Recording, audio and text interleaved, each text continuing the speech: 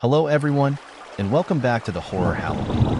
Now I know a lot of you use these videos to sleep, so before you drift off, I thought it would be a fun idea if everyone can leave a comment to let me know where you are listening from in the world. Also like and subscribe if you are enjoying the episodes.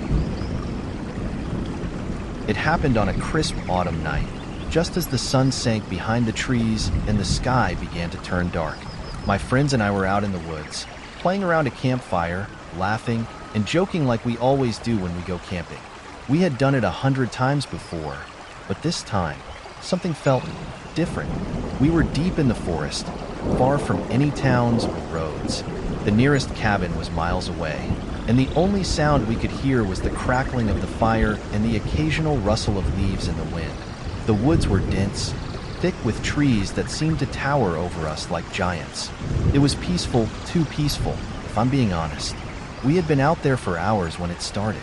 At first, it was just a small sound, a twig snapping somewhere in the distance. But it wasn't like the usual sounds of animals we heard in the woods. This was different. It was sharp, almost like something big and heavy was moving through the trees. At first, I told myself it was just an animal, maybe a deer or a bear, though I knew that bears don't usually come out at night. I tried to ignore it, but the sound continued. More twigs snapping, the rustle of leaves. It sounded like something was walking toward us, slow and deliberate, as if it were stalking us. I glanced at my friends, but they didn't seem to notice. They were too busy with the fire, poking at it with sticks and laughing at stupid jokes. I didn't want to worry them, so I kept quiet. But then I heard something else, a growl. It was low, deep, and guttural, coming from somewhere far in the woods. It made my skin crawl. This wasn't the sound of any animal I knew. I had grown up camping, spending time in these woods with my family, and I knew the usual sounds of nature. But this was something else, something that didn't belong. My heart began to race. I stood up, trying to look through the darkness, my eyes straining to make out anything in the shadows. I didn't see anything, but the feeling of being watched was overwhelming. My breath caught in my throat, and I could feel my pulse quickening. I wanted to run, but I couldn't move. It was like I was frozen in place. The growl came again, this time much closer, and that's when I saw it. A shape, dark and massive, moving through the trees. It wasn't like any animal I'd ever seen. It stood taller than a man, with long limbs and a hunched back. Its eyes glowed faintly in the darkness, like two glowing embers staring straight at me. My blood ran cold. I wanted to scream, but my throat was tight. I turned to my friends, trying to speak, but all that came out was a strangled whisper. "We need to go. Now." They laughed, thinking I was joking, but then they saw the look on my face. They must have realized I wasn't playing around. I grabbed my flashlight and pointed it toward the woods, trying to show them where I had seen the creature. But the flashlight beam didn't reach far enough. It was too dark. The growl came again, much louder this time, and it sounded like it was right behind us. My friends froze, their faces going pale. We all heard it now. It wasn't just me. I wasn't imagining it. Without a word, we all scrambled to grab our things and run. The fire, which had been crackling just moments before, suddenly seemed so small and insignificant in the face of what was out there. We ran through the trees, tripping over roots and branches, not daring to look back. I could hear the creature moving behind us, getting closer with every step. I don't know how long we ran, but it felt like hours. My legs burned, my lungs ached, but I couldn't stop. I didn't even know where we were going. All I knew was that we had to get away from whatever was following us. Finally, we reached the edge of the woods, where the trees thinned out and the moonlight shone through. We stumbled onto a dirt road, and I could hear the sound of a car in the distance. I don't think I've ever been so relieved in my life.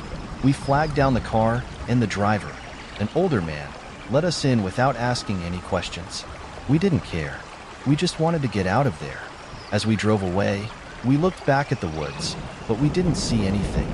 There was no glowing eyes, no dark shape lurking in the shadows. It was like the creature had vanished, but we all knew it was still out there, waiting. We never went back to those woods again, and every time I hear a twig snap in the distance or a low growl in the dark, I remember that night. The thing that followed us through the woods, it was real. I know it was. And I know it's still out there, waiting for the next group of campers who are foolish enough to wander too deep into the forest. If you ever go camping in the woods, remember this. Some things are best left undisturbed, because there are monsters out there, lurking in the shadows, waiting for the right moment to strike. And they don't just live in your nightmares, they live in the woods. I never believed in the stories about the whispering woods. They were just old tales, the kind people in small towns told to scare kids into staying close to home. According to the legend, the woods came alive at night. Voices would call out, luring people deeper into the trees, and those who followed them were never seen again. It was silly, right? Just something to keep kids from wandering off. At least, that's what I thought.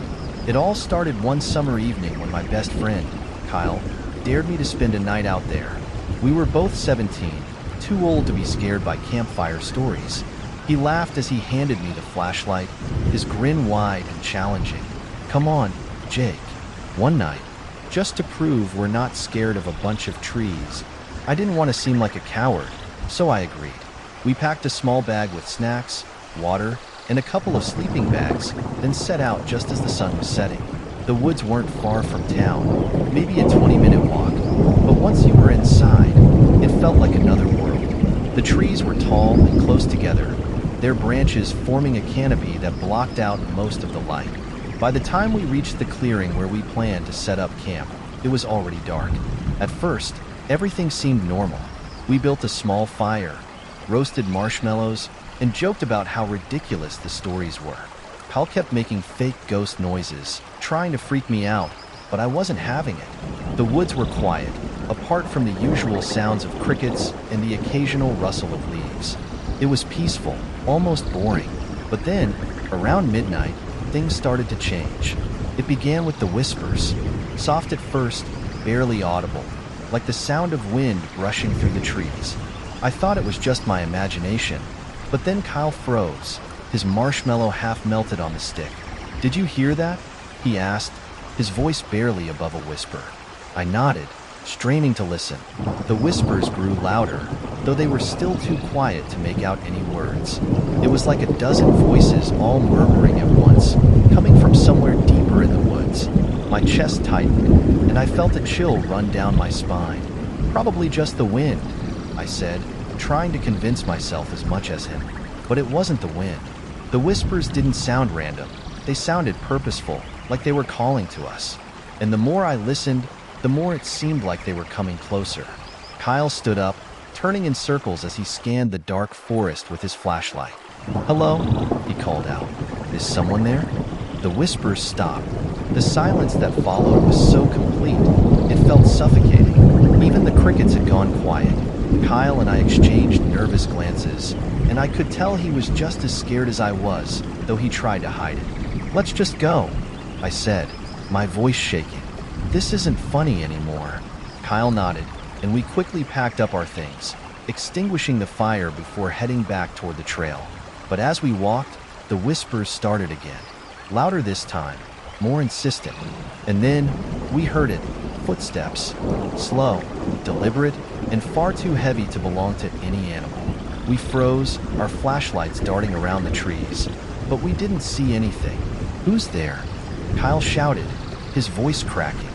No answer, just the sound of those footsteps circling us now, moving closer and closer. Panic surged through me, and I grabbed Kyle's arm. "Run," I whispered.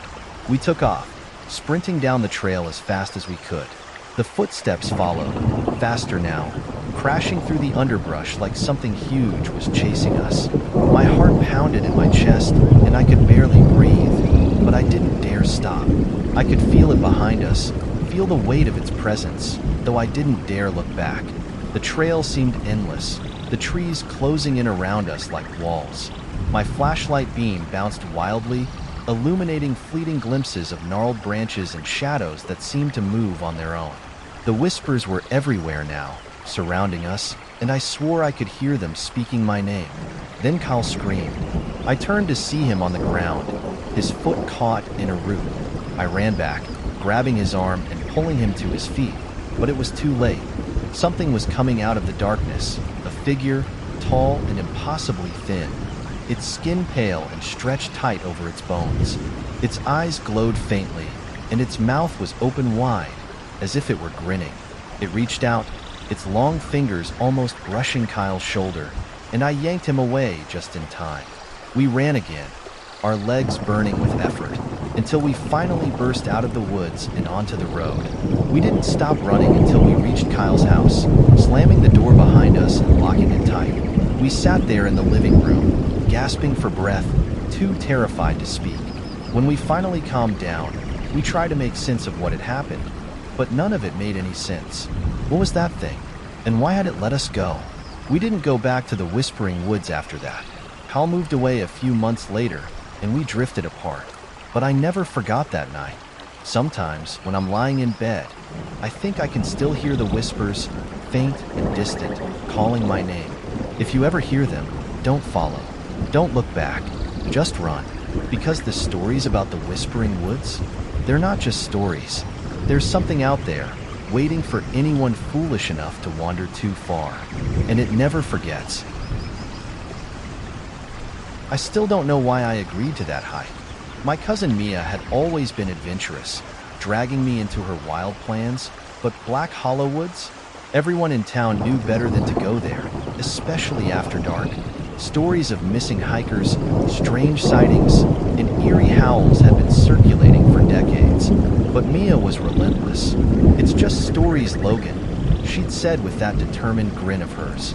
"Come on, we'll be fine. Plus, think of the bragging rights." Against my better judgment, I gave in. We set off just before noon, backpacks loaded with water, snacks, and flashlights. The woods were dense, the trees towering so high they seemed to scrape the sky. A heavy canopy blocked out most of the sunlight, leaving the forest floor dim and shadowy. Even in daylight, Black Hollow felt wrong. The air was thick, and the silence was oppressive. No birdsong, no rustling leaves, just the sound of our boots crunching against the dirt path. The deeper we went, the more uneasy I felt. Mia, on the other hand, was in her element, snapping photos and laughing at my nervous glances. "You're such a wimp," she teased, walking ahead. The path eventually led us to a clearing with an old, rotting cabin in the center. Its roof sagged, and the windows were broken, like it hadn't been touched in years. Mia's eyes lit up. "This is amazing. Let's check it out." I hesitated, but Mia was already heading for the door. "This is a bad idea," I muttered, following her. Inside, the air was stale and heavy, filled with the smell of mold and decay. The floorboards creaked under our weight, and the dim light from outside barely illuminated the room. Old furniture was scattered around, broken and covered in dust. On the far wall, there was something strange. A series of deep scratches, like claw marks, gouged into the wood. They were too large to have been made by any animal I knew. Mia knelt by the marks, running her fingers over them. "What do you think did this?" she asked, her voice full of fascination. "I don't want to find out," I said, shifting uncomfortably. "Let's go." But Mia wasn't ready to leave. She wanted to explore the cabin further, so I stayed near the doorway, glancing nervously outside. That's when I saw it, a shadow moving between the trees. At first, I thought it was just a trick of the light, but then it moved again, faster this time. My breath caught in my throat.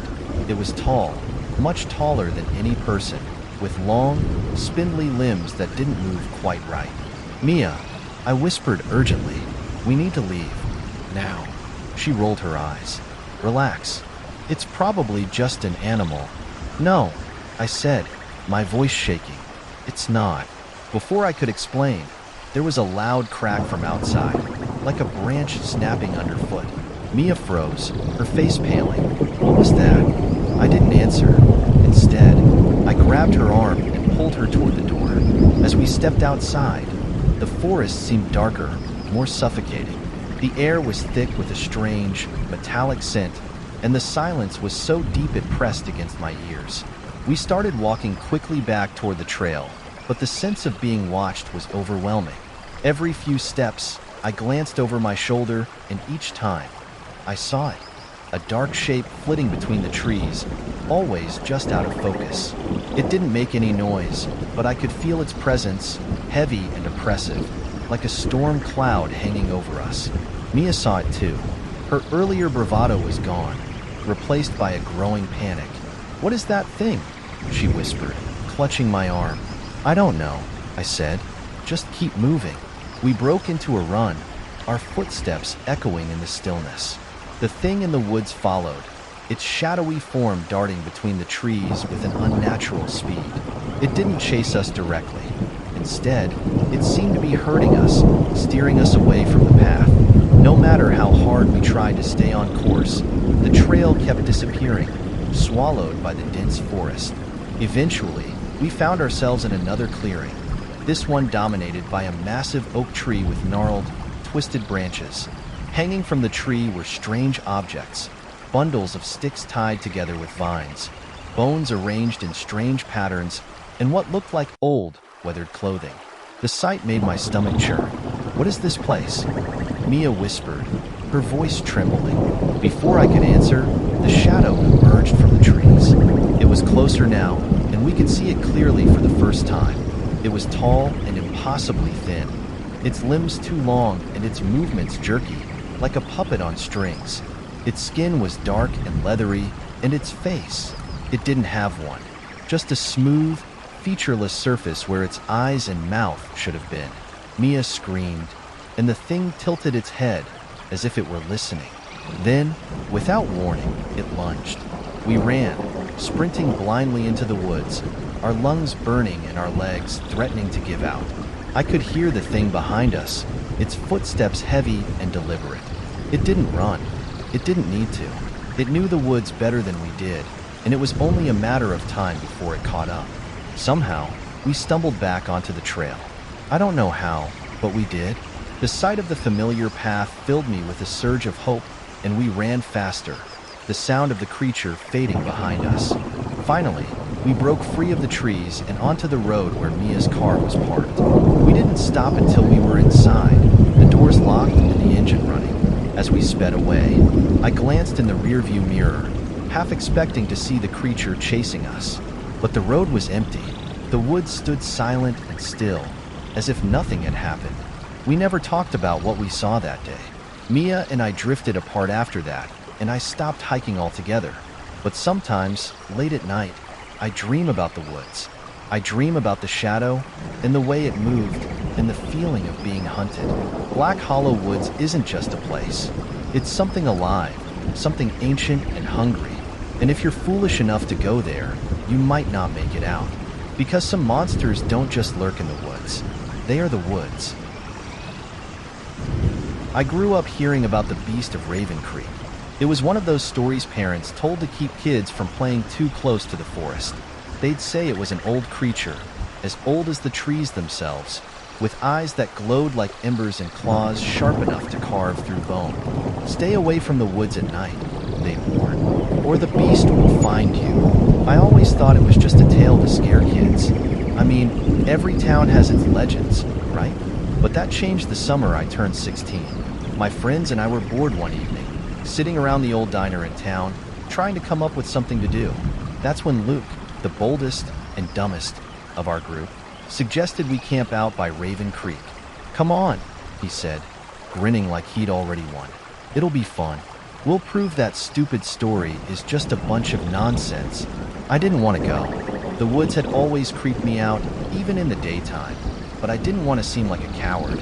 So, I reluctantly agreed, along with our friends Sarah and Ethan. We packed some gear and set out just before sunset. The walk to the creek was about an hour, and as we got closer, the air seemed to grow colder, heavier. The forest was eerily quiet, not even the sound of birds or insects. The only noise was the crunch of our boots on the forest floor. When we reached the creek, we set up camp near a cluster of boulders. The water was dark and still, reflecting the last light of the setting sun. Luke started a fire, and for a while, things felt normal. We joked, told stories, and roasted marshmallows. But as night fell, that uneasy feeling crept back in. It started with the sounds. At first, it was faint, rustling in the bushes, the snap of a twig. Probably just a raccoon, Ethan said, though he didn't sound convinced. Then came the howls.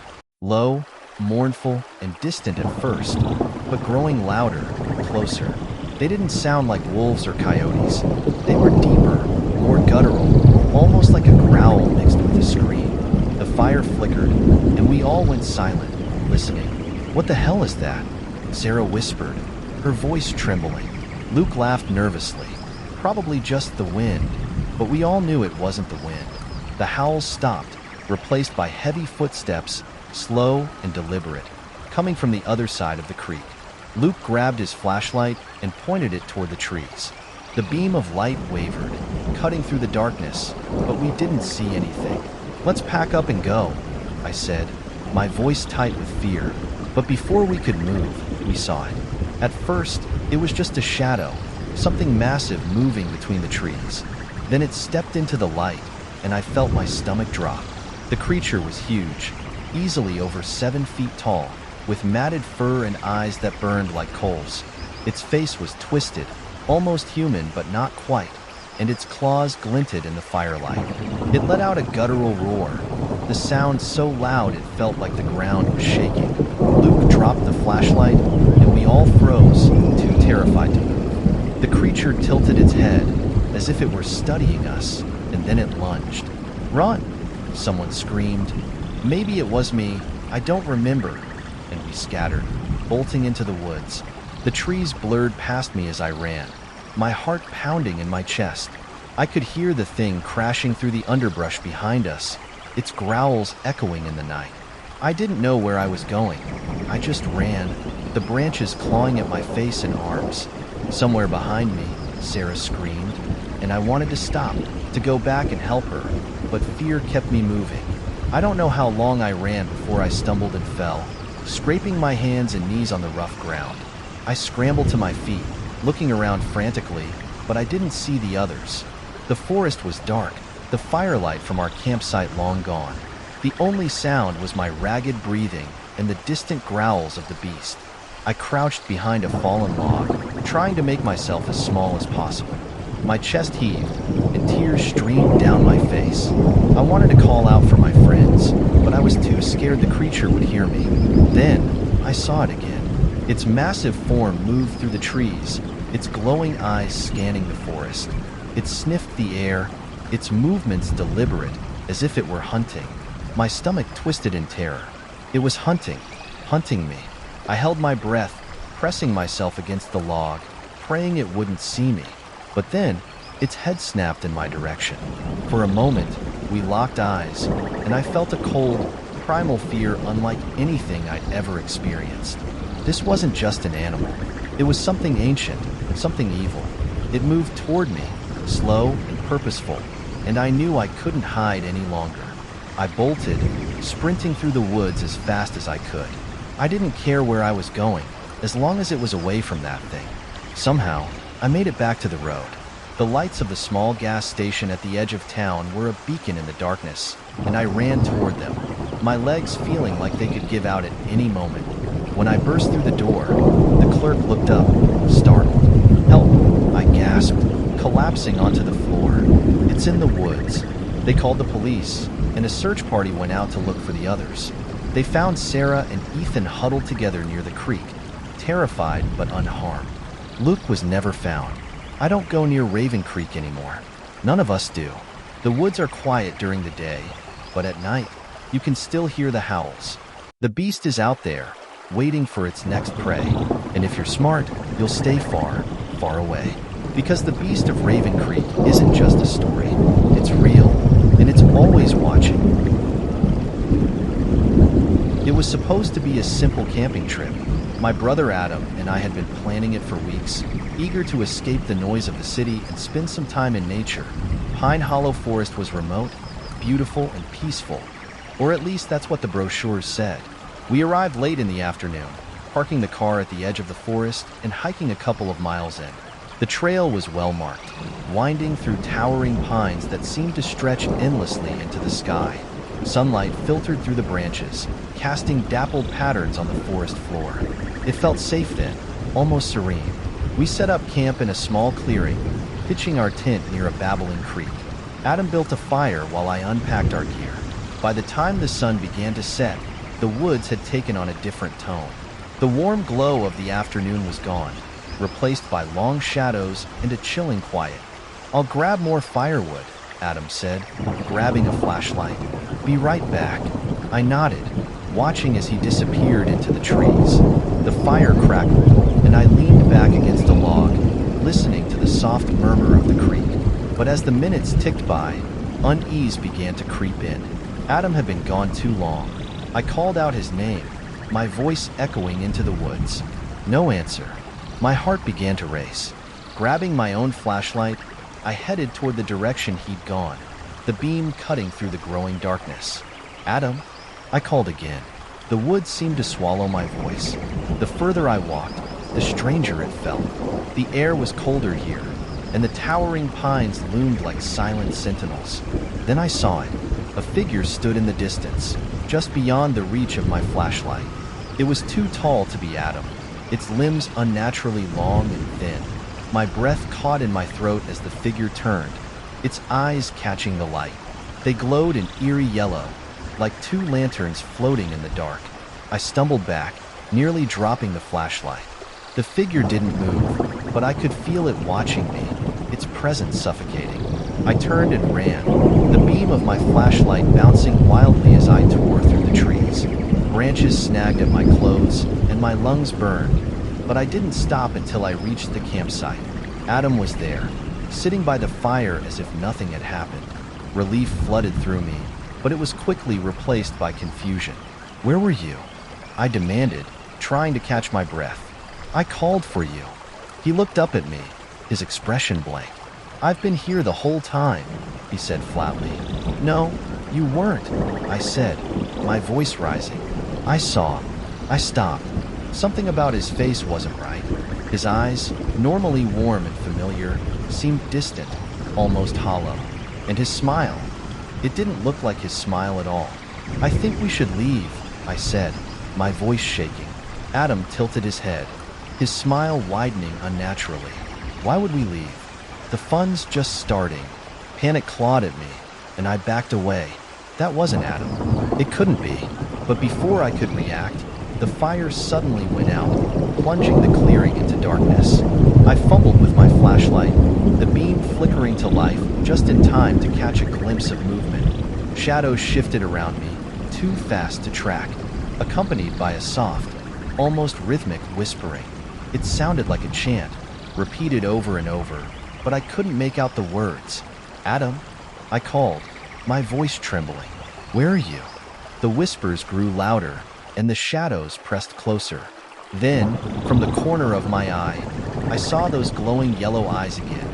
Multiple pairs of them, circling me like predators sizing up their prey. I ran. I don't know how long I ran, but it felt like hours. The forest seemed endless, the trees twisting and bending in ways that didn't make sense. The whispers followed me, growing louder, until they were almost deafening. My flashlight dimmed, the batteries failing, and I was left stumbling in near total darkness. Just when I thought I couldn't go any further, I stumbled into another clearing. In the center stood a massive pine tree, its trunk scarred with strange, rune-like markings that glowed faintly in the dark. The whispers stopped, replaced by an oppressive silence. Then, I saw them. The creatures stepped out of the shadows, their forms barely human. They were impossibly tall, their limbs elongated and bent at unnatural angles. Their skin was pale and stretched tight, and their faces were featureless except for those glowing yellow eyes. They didn't attack. Instead, they stood in a circle around me, swaying slightly, their heads tilting in unison as they watched me.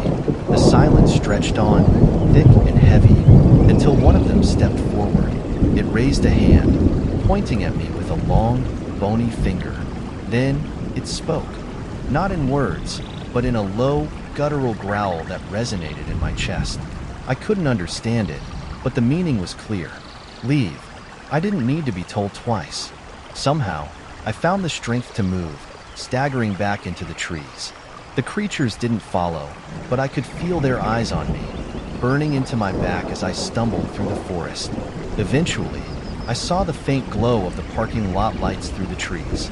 I ran toward them, my legs threatening to give out, and collapsed next to the car. Adam was there, slumped against the door, unconscious but alive. I shook him awake, and when he opened his eyes, they were normal again. No trace of the hollow stare from before. We didn't speak as we climbed into the car and drove away. It wasn't until we were miles from the forest that Adam finally broke the silence. "I don't remember anything," he said, his voice barely above a whisper. "What happened?" I didn't answer.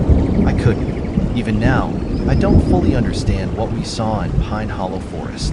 But I do know one thing. Those creatures weren't just monsters. They were the forest itself, and they didn't want us there. They always warned us about the Whistler. Growing up in Maple Grove, it was the one thing parents drilled into their kids. If you hear whistling in the woods, turn around and come straight home. Don't stop, don't look back, and for the love of God, don't follow it. Of course, most of us thought it was just another small town legend. A spooky bedtime story meant to keep kids from wandering too far into the woods. But deep down, part of me always wondered. There were too many disappearances over the years. Campers, hikers, even locals who knew the forest like the back of their hands. And every time someone went missing, the older folks would say the same thing. The Whistler got him. I didn't believe in the Whistler. Not until the night I heard it for myself. It was late October, the kind of night where the air is crisp and the moon hangs low in the sky. My best friend Jonah and I had decided to sneak out and meet up at the old fire tower in the middle of Maple Grove Forest. It was our favorite spot. High enough to see the stars and just far enough from town to feel like we were truly alone. We met at the trailhead around 10 p.m., armed with flashlights and snacks. Jonah was his usual carefree self, cracking jokes and whistling as we walked. "Maybe the Whistler will join us," he said with a grin, his breath visible in the cold night air. "Very funny," I muttered, shining my flashlight ahead. The forest was darker than usual, the trees casting long, skeletal shadows across the path. The air felt heavy, like the woods were holding their breath. We reached the fire tower around midnight and climbed to the top. The view was as stunning as ever. Miles of dense forest stretching out in every direction, the distant lights of town twinkling like stars. We sat there for a while, talking about school, life, and whatever else came to mind. For a brief moment, everything felt normal. Then we heard it, a soft, melodic whistle, drifting up from the trees below. At first, I thought it was Jonah messing with me, but the look on his face told me otherwise. His grin was gone, replaced by a pale, uneasy expression. "That's not funny, man," he said, his voice low. "It's not me," I whispered. The whistle came again, louder this time. It was hauntingly beautiful, the kind of tune that makes your skin crawl even as it draws you in. It echoed through the forest, bouncing off the trees and making it impossible to tell where it was coming from. "Let's go," Jonah said, already on his feet. He wasn't laughing anymore. We climbed down the tower as quickly as we could and started back toward the trailhead, our flashlights cutting through the dark. The whistling didn't stop. If anything, it grew closer. I tried to stay calm, convincing myself it was just some late-night hiker or a prankster. But deep down, I knew better. The sound wasn't normal. It wasn't human. There was something unnatural about the way it moved, shifting from one side of the trail to the other, always staying just out of sight. "Do you see anything?" Jonah whispered, his voice trembling. I shook my head. "No, but it's following us." The whistling stopped. For a brief moment, the forest was deathly silent. Then, from somewhere behind us, a branch snapped. Jonah froze, his flashlight shaking in his hand. "Run," he whispered. We ran. The trees blurred around us as we sprinted down the trail, our breath coming in ragged gasps. I could hear something crashing through the underbrush behind us, heavy footsteps, faster than anything should have been able to move. My flashlight beam wavered, catching glimpses of shadows darting between the trees. Then I saw it. A figure emerged from the darkness, blocking the trail ahead. It was tall, impossibly tall, with long, spindly limbs that seemed to stretch unnaturally. Its face was hidden in shadow, but its eyes burned like two glowing coals, locking onto us with an intensity that made my blood run cold. It raised a hand, long, bony fingers tipped with razor-sharp claws, and pointed at us. Then it began to whistle. The sound was louder now, piercing and hypnotic, filling my head and making it hard to think. Jonah grabbed my arm, snapping me out of my daze. "This way," he shouted, pulling me off the trail and into the dense woods. We crashed through the undergrowth, branches clawing at our clothes and faces. The whistling didn't stop. It followed us, growing louder and more distorted, like it was coming from every direction at once. No matter how far we ran, the creature was always there, just out of sight, its glowing eyes burning in the dark. Finally, we stumbled into a small clearing, gasping for air. The whistling stopped, and for a moment, I thought we'd lost it. But then Jonah's flashlight flickered and went out, plunging us into darkness. "I can't see," he shouted, panic rising in his voice. "Stay close to me," I said, gripping my own flashlight tightly. But before I could turn it back on, I felt something cold and sharp brush against my arm. I spun around, but there was nothing there, just the trees, looming like silent giants. Jonah grabbed my shoulder, his hand trembling. "We need to." He didn't finish. A shadow moved behind him, impossibly fast, and then he was gone. One moment he was there, and the next, the darkness swallowed him whole. "Jonah!" I screamed, my voice echoing through the trees. The whistling started again, soft and mocking, as if the forest itself was laughing at me. I ran blindly, tears streaming down my face. The woods seemed to shift around me, the trees twisting and closing in, but I didn't care. All I wanted was to get out. My legs burned, my chest ached, but I kept going, the sound of the whistling driving me forward. When I finally broke through the tree line and into the parking lot, the first light of dawn was just beginning to creep over the horizon.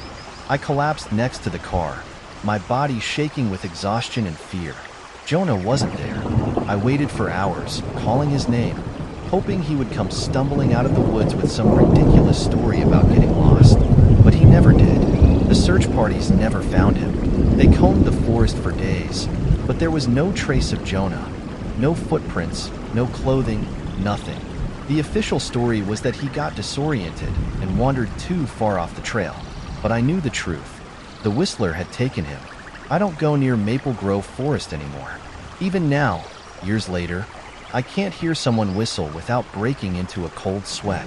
Sometimes, late at night, I think I can still hear it, that haunting, melodic tune drifting through the wind. And I know that if I ever hear it again, I won't make it out. When I was 17, I worked as a guide for a small nature center just outside of Shadow Grove, a dense, eerie forest that stretched for miles. Locals always treated the place with suspicion, spinning tales about people who wandered too far and were never seen again. I thought it was just small-town superstition, a way to keep kids from getting lost. But what happened that summer still haunts me. It started with the Marsh family. They had come from the city, a picture-perfect couple with a 7-year-old daughter named Lily. I was assigned to take them on the main loop trail, a 3-mile hike that passed through some of the most scenic parts of Shadow Grove. It was an easy route, one I'd walked 100 times. The day was bright, the kind of sunny afternoon that made everything in the forest look vibrant and alive. Birds chirped, the wind rustled the leaves, and Lily laughed as she skipped along the path, stopping occasionally to pick flowers. "Stay close, Lily," her mother called, though her tone was light. The girl never wandered far, always returning to clutch her mother's hand before darting off again. About halfway through the hike, we reached the old stone bridge that crossed Blackwater Creek. The creek was shallow, its water dark but sparkling under the sunlight. Lily ran ahead to peer over the edge of the bridge, her giggles echoing through the woods. But then, something changed. The cheerful sounds of the forest seemed to fade, replaced by an unsettling silence. The air grew heavier, colder, and the sunlight that had bathed the path just moments before seemed dimmer. Lily stopped laughing. I looked up to see her standing at the edge of the bridge, staring into the woods on the other side. Her small frame was rigid, and though I couldn't see her face, something about her posture filled me with dread. "Lily," I called, quickening my pace. Her parents hurried to her side, but she didn't respond. "What is it, sweetheart?" her father asked, kneeling beside her. "It's watching us," Lily whispered, her voice barely audible. "Who's watching us?" her mother asked, glancing nervously at the trees. Lily didn't answer. Instead, she pointed toward the forest beyond the bridge. I followed her gaze, my eyes scanning the dense undergrowth. At first, I saw nothing but shadows. Then, one of the shadows moved. It was subtle, almost imperceptible, but it was there. A dark, shifting shape deeper in the woods. My heart began to race. "It's probably just a deer," I said, though my voice wavered. I didn't believe my own words. Deer didn't move like that. "Let's keep going," Mr. Marsh said, his tone firm but uneasy. He scooped Lily up, and we crossed the bridge together. The rest of the hike was tense. The oppressive silence persisted, and every crack of a branch or rustle of leaves made us jump. The shadow didn't reappear, but I couldn't shake the feeling that we were being watched. When we finally reached the end of the trail, the Marshes thanked me politely, though their smiles were tight. They left in a hurry, their car kicking up a cloud of dust as they sped away. I thought that was the end of it. 2 days later, the Marshes were reported missing. Their car was found parked at a trailhead a few miles from where I had taken them. The local police organized a search party, and I volunteered to help. Guilt gnawed at me. I should have done something when Lily said she saw something. The search lasted for weeks.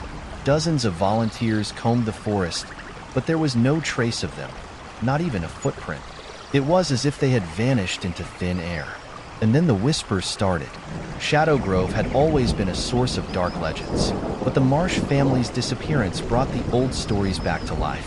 People spoke of the Watcher, a malevolent entity that was said to haunt the forest.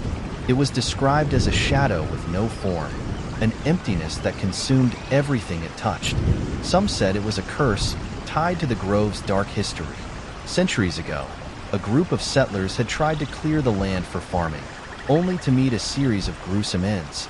According to the legend, the last settler cursed the forest with his dying breath, vowing that no one who entered would leave unscathed. I didn't believe in curses, at least not until I went back. It was late August when I returned to the forest. The guilt over the Marsh's disappearance had been eating away at me, and I felt like I owed it to them to find answers. Armed with a flashlight, a map, and more courage than sense, I set out just before sunset. The forest felt different at night. The familiar trails seemed alien, and the shadows stretched longer, darker. The air was thick with the smell of damp earth, and every sound felt amplified. The crunch of leaves under my boots, the distant hoot of an owl, the whisper of the wind.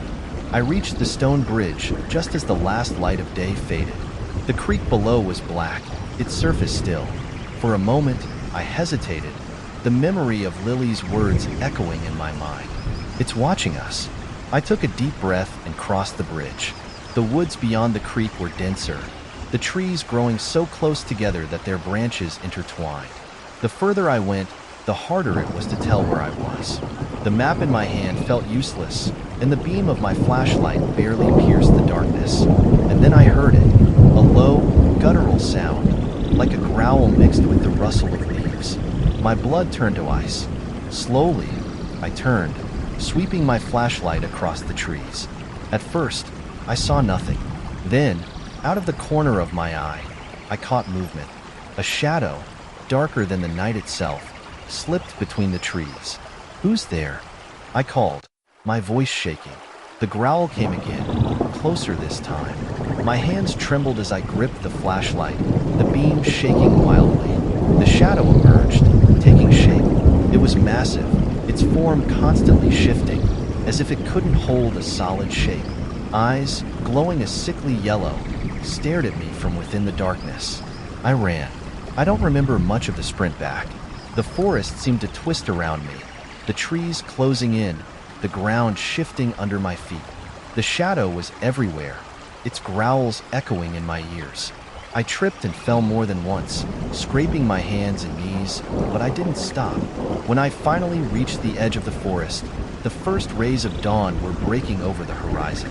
I collapsed onto the gravel parking lot, gasping for air.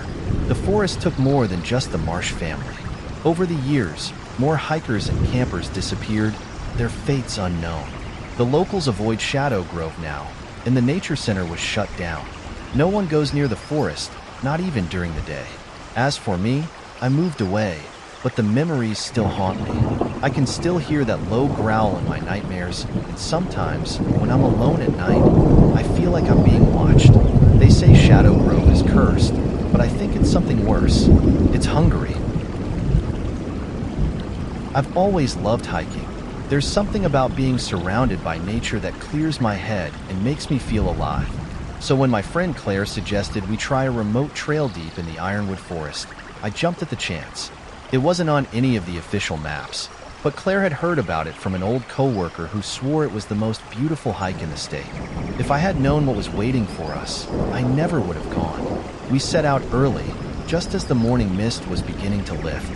The trailhead was barely visible, hidden by overgrown shrubs and a rotting wooden sign that read, "No trespassing." Claire laughed it off, saying it was just there to keep casual hikers away. The first part of the trail was surprisingly pleasant. The forest was alive with the sounds of birds and the rustle of leaves, and the air smelled fresh and earthy. The path wound through towering pines and patches of wildflowers, their vibrant colors a stark contrast to the dark green of the forest. About an hour in, we came across an old, crumbling stone marker. It was covered in moss, but Claire brushed some of it away to reveal a faint carving. A circle with 3 jagged lines slashing through it. "Looks like someone left their graffiti," she said with a shrug. But something about the symbol made me uneasy. "Maybe we should turn back," I said, trying to keep my voice steady. Claire rolled her eyes. "Come on, we've barely started. Don't tell me you're scared of a rock." I didn't argue. I didn't want to be the one to ruin the adventure. As we continued, the forest began to change. The trees grew closer together, their branches twisting unnaturally. The birdsong disappeared, replaced by an eerie silence. Even the air felt different, thicker, heavier. The trail narrowed, the dirt path blending into the undergrowth until it was almost impossible to follow. But Claire pressed on, insisting we were close to something amazing. "Just a little further," she said, her voice tinged with excitement. I wanted to believe her, but every step felt like a mistake. We reached a clearing just as the sun began to dip below the horizon. At the center of the clearing stood a massive oak tree, its gnarled branches stretching out like skeletal arms. Around its base were more stone markers, each etched with the same strange symbol we'd seen earlier. "This must be it," Claire said, her eyes wide with awe. But I wasn't looking at the tree. My gaze was fixed on the forest beyond the clearing. The shadows between the trees seemed darker, deeper, as if the light couldn't touch them. And within those shadows, something was moving. At first, I thought it was just my imagination, but then I saw it again. A flicker of motion, too quick and too fluid to be human. "Claire," I whispered, my voice barely audible. "What?" she asked, turning to look at me. "We need to leave. Now." Before she could respond, a low, guttural sound echoed through the clearing. It wasn't quite a growl, but it wasn't natural either. It seemed to come from everywhere and nowhere all at once, reverberating through my chest like a deep drumbeat. Claire froze, her face pale. What was that?" she stammered. "I don't know, but we're not staying to find out," I said, grabbing her arm. We turned to leave, but the path we'd come down was gone. In its place was a wall of trees, their trunks impossibly close together. "This isn't right," Claire whispered, her voice trembling. The sound came again, louder this time, and then we saw it. A figure emerged from the shadows, its form shifting and flickering as if it couldn't fully exist in the light. It was tall, unnaturally so, with limbs that were too long and a head that seemed to tilt at an unnatural angle. Its eyes, if you could call them that, were empty voids that seemed to suck in the light around them. It stepped into the clearing, its movements fluid and alien, and stopped just a few feet away from us. For a moment, none of us moved. Then it tilted its head, as if curious, and a sound escaped its throat, a deep, guttural noise that sent a shiver down my spine. "Run," I whispered, my voice barely audible over the pounding of my heart. We bolted, crashing through the undergrowth in a desperate attempt to escape. The forest seemed alive, its branches reaching out to snag our clothes and slow us down.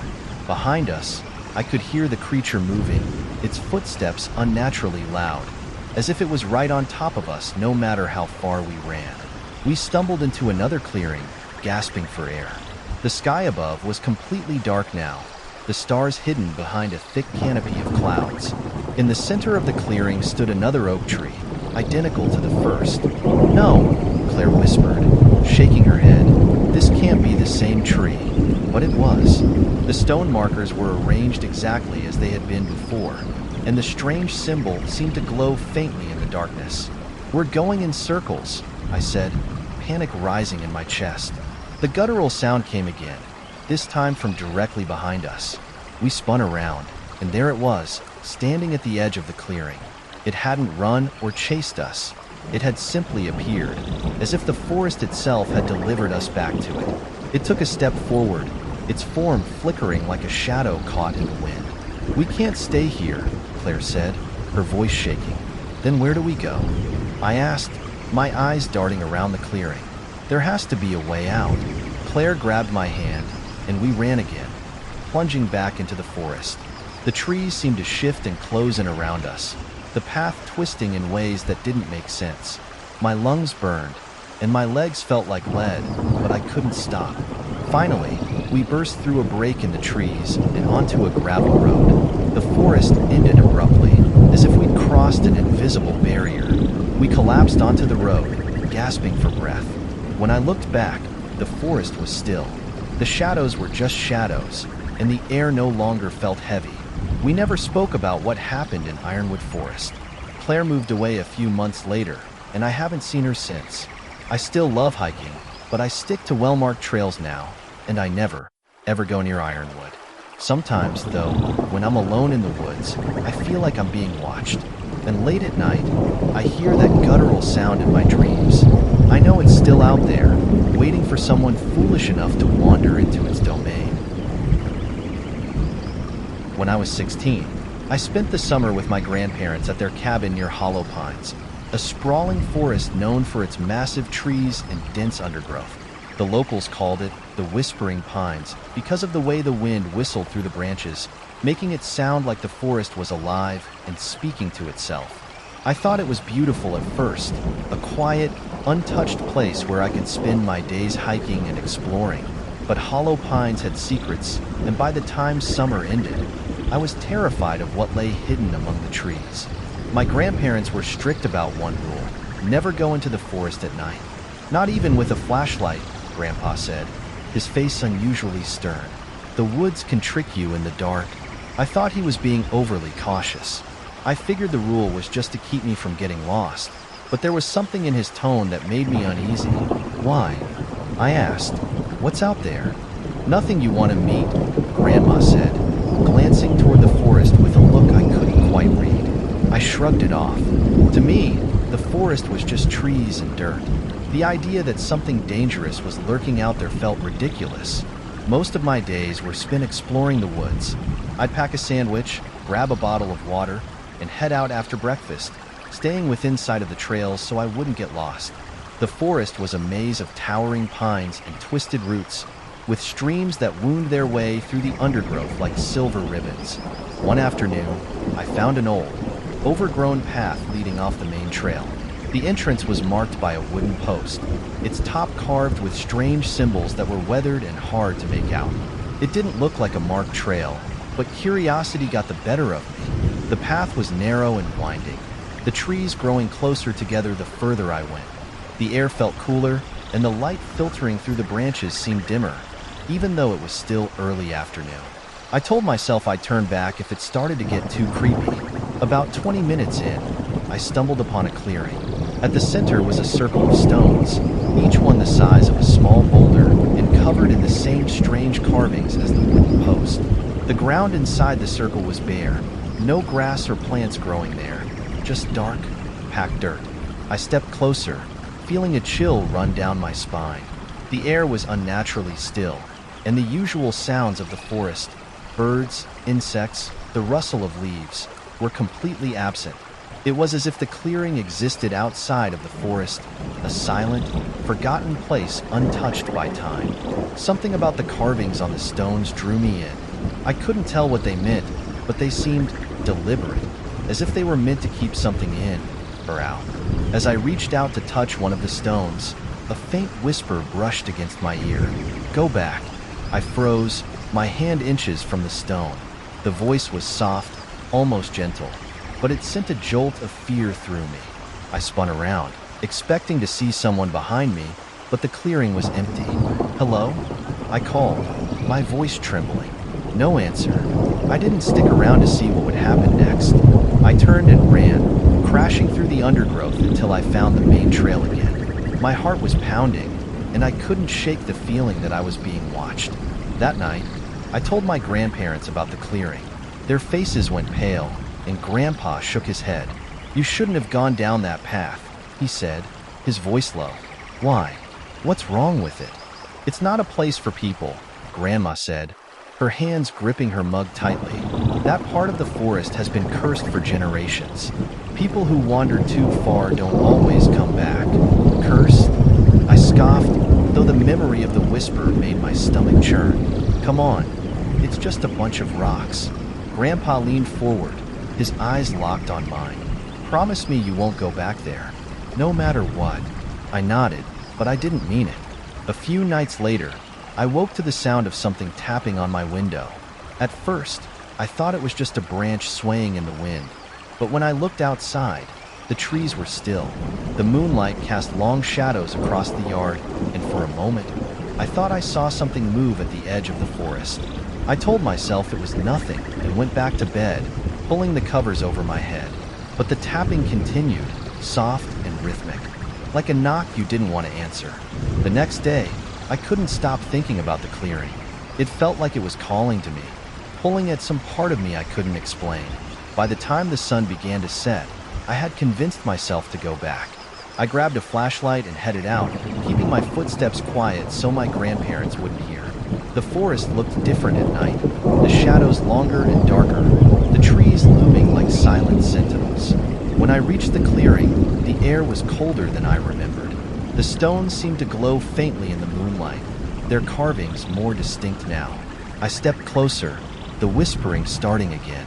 This time, it wasn't a single voice. It was many, overlapping and echoing, a soft cacophony that filled the clearing. "Turn back. Don't stay. Leave now." But I didn't leave. I knelt beside one of the stones, tracing the carvings with my fingers. They felt warm, almost alive, and as I touched them, the whispers grew louder. Suddenly, the air shifted. A low growl rumbled through the clearing, and the shadows between the trees began to move. At first, I thought it was an animal, a bear or a wolf, but as the figure stepped into the moonlight, I realized it was something else entirely. It was tall, its body impossibly thin and covered in matted fur. Its limbs were long and twisted, ending in claws that scraped the ground as it moved. Its face was worse, elongated and hollow, with empty sockets where its eyes should have been. The creature tilted its head, as if studying me, and let out a sound that was somewhere between a growl and a laugh. The whispers turned into screams. "Run! Go! It's coming!" I didn't need to be told twice. I turned and bolted, the creature's footsteps pounding behind me. The forest seemed to close in, the trees shifting to block my path. I could feel its breath on the back of my neck, hear the scrape of its claws against the dirt. I don't know how I made it out. One moment, I was running for my life. In the next, I was stumbling into my grandparents' yard, gasping for air. The forest behind me was silent, the shadows still, but I knew it was watching, waiting for me to come back. I never went into Hollow Pines again. Years later, I heard about another hiker who disappeared near the old, overgrown path. Search parties found no trace of him, just a broken flashlight near the clearing. The locals say the forest takes what it wants, and that the whispering pines aren't whispering at all, they're mourning. I believe them. I've always loved the woods. Growing up in a small town surrounded by vast forests, hiking was my favorite hobby. The towering trees and the quiet serenity of the woods were a retreat, a place where I could lose myself and forget about everything else. But that all changed one night. One night I'll never forget. It was the summer of 2017, and I had just turned 17. A group of us had decided to take a trip to the deepwood forest, a dense stretch of trees that stretched for miles.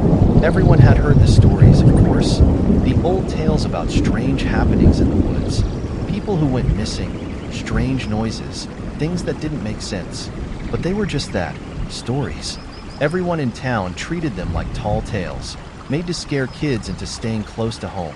But by the time I left the forest that night, I didn't believe in stories anymore. We set out in the late afternoon, just as the sun was beginning to dip behind the horizon. There were 5 of us, me, my best friend Charlie, and 3 other guys from school. We were all eager to spend the night in the woods, camp out under the stars, and tell ghost stories around a fire. The deepwood forest was just far enough from town that we figured no one would bother us, and it was the perfect place for an adventure. As we hiked deeper into the forest, the sounds of the world outside began to fade. The trees grew thicker, blocking out most of the sunlight. The path narrowed, and soon we were trudging through dense underbrush, our boots crunching against the fallen leaves and twigs. Charlie was leading the way, his headlamp casting eerie shadows on the trees. "We're almost there," he said, glancing back over his shoulder. "Just another 10 minutes, and we'll find a good spot to camp." I nodded, trying to ignore the growing feeling of unease that was creeping over me. The deeper we went, the more oppressive the silence became. Even the usual sounds of birds and insects seemed to vanish. "That's weird," I muttered, stopping for a moment to listen. "What's weird?" Charlie asked, turning around. "It's so quiet. There's no birds, no bugs, nothing." Charlie just laughed. "It's just the time of day, man. Everything goes quiet as night falls. Plus, you're just trying to scare yourself." But I wasn't so sure. There was something off about the air, something heavy and thick. I couldn't shake the feeling that we weren't alone in the woods. We finally reached a small clearing, and Charlie announced that it was the perfect spot to set up camp. We gathered wood for a fire, set up our tents, and settled in. As the sun dipped below the horizon, I couldn't shake the feeling that something was wrong. The trees seemed to press in around us, the shadows growing darker as the night took hold. We sat around the fire, laughing and talking, trying to ignore the strange sensation that hung in the air. I just finished telling a story when I heard something, a soft rustling from the edge of the woods. "Did you hear that?" I asked, turning to the others. "Hear what?" Charlie asked, glancing up. "That rustling, like something's moving out there." All of them looked around, but no one else seemed to have heard it. "You're just hearing things, man," Charlie said. "It's probably just a deer or something." I tried to brush it off, but the feeling of being watched wouldn't leave me. As the fire crackled, the rustling continued. This time, it was louder, closer, and it made my skin crawl. I stood up, my heart racing. "I'm going to check it out," I said, grabbing my flashlight. "Dude, are you crazy?" Charlie asked, his voice a little tense. "Just going to make sure it's nothing," I replied, trying to sound more confident than I felt. I stepped away from the fire, the beam of my flashlight cutting through the dark. The trees loomed like silent sentinels, their twisted branches reaching out like fingers. The rustling came again, this time from the direction of the trees to my left. I shone my light in that direction, but saw nothing. Then I heard it again, much closer this time. Something moving, something large, something that wasn't a deer or a raccoon. I froze, the light trembling in my hand as I scanned the darkness. Then, just at the edge of the beam, I saw something. A figure. It was tall, almost unnaturally so, with skin that seemed to blend into the trees around it. Its eyes, if you could even call them eyes, were dark hollows, empty voids that seemed to suck in the light around them. The thing stood perfectly still, its limbs stretched at odd angles, as though it wasn't fully in the world we knew. I barely had time to react before it moved.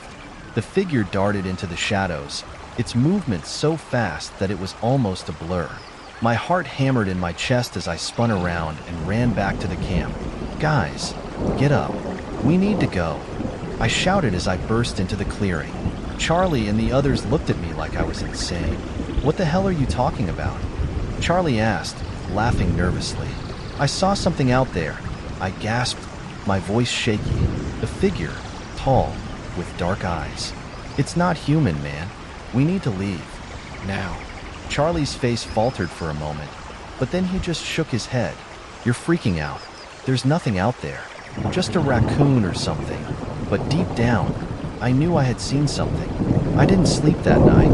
Every noise, every snap of a twig, every rustle of leaves made my heart jump in my throat. I stayed awake in my tent, clutching my flashlight and listening to the sounds of the forest around us. The others eventually fell asleep, but not me. I couldn't shake the feeling that we weren't alone. Around midnight, I heard something again, soft, almost imperceptible, a faint whisper, as though someone was speaking in a language I didn't understand. The whispering seemed to come from all around us, from the trees, from the shadows. I squeezed my eyes shut, trying to convince myself it was just the wind. But the whispering grew louder, more distinct. "Leave now." I knew then that it wasn't just the wind. Something was in the woods, something old, something ancient. When morning came, I was the first to get up. I didn't want to wait for the others to wake up. I just wanted to get out of that forest, away from whatever it was that had been watching us. I gathered my things quickly, packing my backpack and trying not to look at the trees. As I turned to wake the others, I noticed something strange. Their tents were still there, but there was no movement inside. I called out to them, but there was no answer. I rushed to Charlie's tent, unzipped it, and froze. It was empty. Panic set in as I rushed to the other tents, checking each one, but it was the same. My friends were gone. That's when I noticed the tracks. There were deep, unnatural marks in the dirt, large, twisted prints that didn't belong to anything I knew. They circled the camp, coming close to the tents and then disappearing into the woods. I couldn't take it anymore. I grabbed my bag, running as fast as I could back toward the trail, not caring if I was running in the wrong direction. By the time I made it out of the forest, I was out of breath and shaking. I never found my friends. The search teams looked for days, but they came up with nothing. No sign of my friends, no clues. The only thing they found was a single set of tracks, leading off into the woods, just like the ones I had seen. To this day, I can't forget what I saw that night. The tall figure, the whispers in the trees, and the way the woods felt alive, like they were watching us. I don't know what happened to my friends, but I know they're not coming back. I don't think anyone who ventures too deep into the deep wood forest does. Somewhere, out there, in the darkness between the trees, the hollow ones are waiting. The summer I turned 14, I went on a hiking trip with my older brother, Jake, and some friends from school. We had heard about a remote part of the forest called the Black Hollow, known for its dense tree cover and the eerie rumors surrounding it. Locals in our town always warned us to stay out of the area, claiming that something unnatural lived there. It was the kind of place that seemed like a setting for a ghost story, but it was also the kind of place that sparked curiosity in me and my friends. Despite the warnings, Jake and I decided to lead the group on a hike through the forest, planning to stop at a hidden campsite we'd heard about from other hikers. The day started off as most hikes do, with the crisp air and the sound of birds chirping, but that changed once we neared the heart of the forest. We set out early in the morning, our backpacks loaded with supplies and our spirits high. Our group consisted of 6 people, all eager to get away from the usual distractions of town life. The further we hiked, the quieter the forest became. By noon, we had entered the outskirts of Black Hollow, and the dense canopy overhead dimmed the light, creating an almost unnatural twilight beneath the trees. This is where the stories start, Jake joked as we pushed forward. He'd always been the brave one, the one who wasn't easily scared.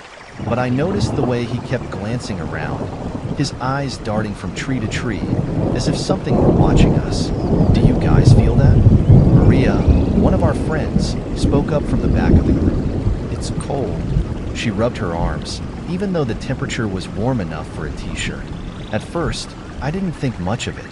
It was just the shadowy part of the forest, and I figured it was the trees blocking the sun. But as we pressed deeper, a chill seemed to settle in the air, like something was hanging over us. Jake was already at the front, pointing out things in the distance. "Look, there's the old cabin," he said, motioning ahead. We had been hearing about this cabin for years, abandoned long ago and forgotten by most. Everyone had heard the rumors that it was once home to a hermit who disappeared under strange circumstances. The cabin was the perfect landmark for our hike, but there was an unspoken sense of unease among us as we drew closer. As we reached the clearing where the cabin stood, something didn't feel right. The place was run down, falling apart in places, but there was something about it that didn't quite fit. The windows were boarded up, but not in the way a derelict structure would be. The boards looked too fresh, too deliberate, almost like someone wanted to keep people out. "Let's check it out," Jake said, as he pushed the door open. The hinges creaked loudly, and I swear I heard something scurry inside. I glanced back at the others. Maria was biting her lip nervously, and Danny, another friend, was already backing up, shaking his head. "You guys go ahead. I'll wait out here," Danny muttered, clearly spooked. We entered the cabin, the air musty and thick with the smell of old wood and mildew. There were no signs of life, but the feeling of being watched hung heavily in the air. We split up, searching the rooms. Old furniture was scattered around, covered in dust, and in one corner was a pile of what appeared to be torn-up maps, old books, and various random objects. I walked over to the pile, my curiosity piqued. I flipped through some of the books. Most of them were about local plants and animals, but there was one book that caught my attention. It was old, bound in leather, and had no title. I opened it slowly, flipping past the first few pages. On the third page, I saw something that made my stomach drop, a crudely drawn map of Black Hollow.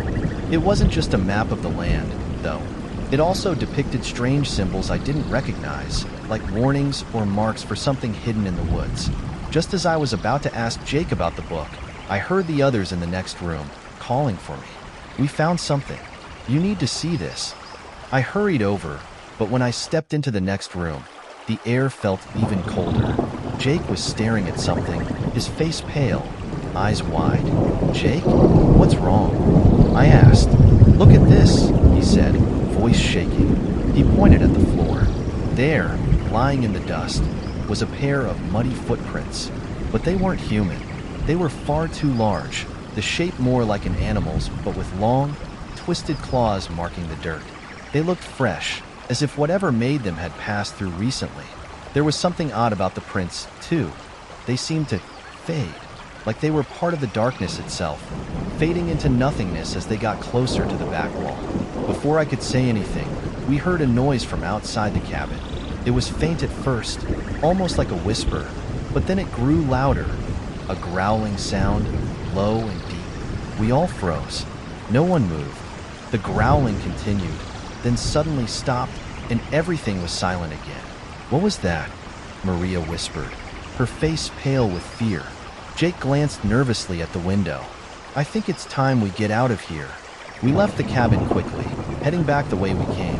But something was different now. The forest felt even darker, the trees closing in around us. We kept walking, trying to stick together, but the sense of being watched was overwhelming. I kept turning, checking behind us, half expecting to see something moving in the shadows. And then, as we crossed a small stream, it happened. From the trees ahead, we heard a crash, a loud, deafening noise. Something massive was moving through the forest. And then we saw it. A figure emerged from the shadows, tall and impossibly thin. It stood there for a moment, its eyes glowing like embers in the dark. Its body was covered in black, matted fur that clung to its twisted limbs. Its face, if you could call it that, was a twisted mess of bone and shadow. Its mouth was open, revealing rows of jagged teeth, and it moved with terrifying speed. "Run!" Jake yelled. We didn't hesitate. We turned and sprinted, the creature's footsteps echoing behind us as it chased us through the woods. The growling, low and guttural, filled the air as it closed the distance. I could feel the creature's breath on my neck, hot and rancid. My heart pounded in my chest, my legs aching as I pushed myself harder, trying to keep up with the others. We were almost at the edge of the forest when the creature leaped out from behind a tree, blocking our path. Its eyes locked onto mine, and I froze, unable to move. Then, just as quickly as it had appeared, the creature retreated into the shadows, disappearing into the trees. We didn't wait to see if it was coming back.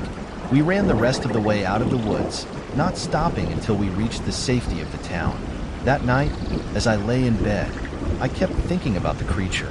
What was it? What had we stumbled upon in that forest? And why had it let us go? The next morning, we went back to the cabin, hoping to find some kind of explanation. But when we arrived, there was nothing. The cabin was gone. In its place was a pile of rubble, as though it had been abandoned for years.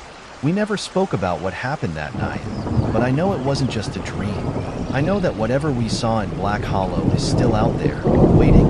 And sometimes, when I walk through the woods alone, I can hear that growling again, just faintly, like a warning on the wind. Some things should never be disturbed, and Black Hollow?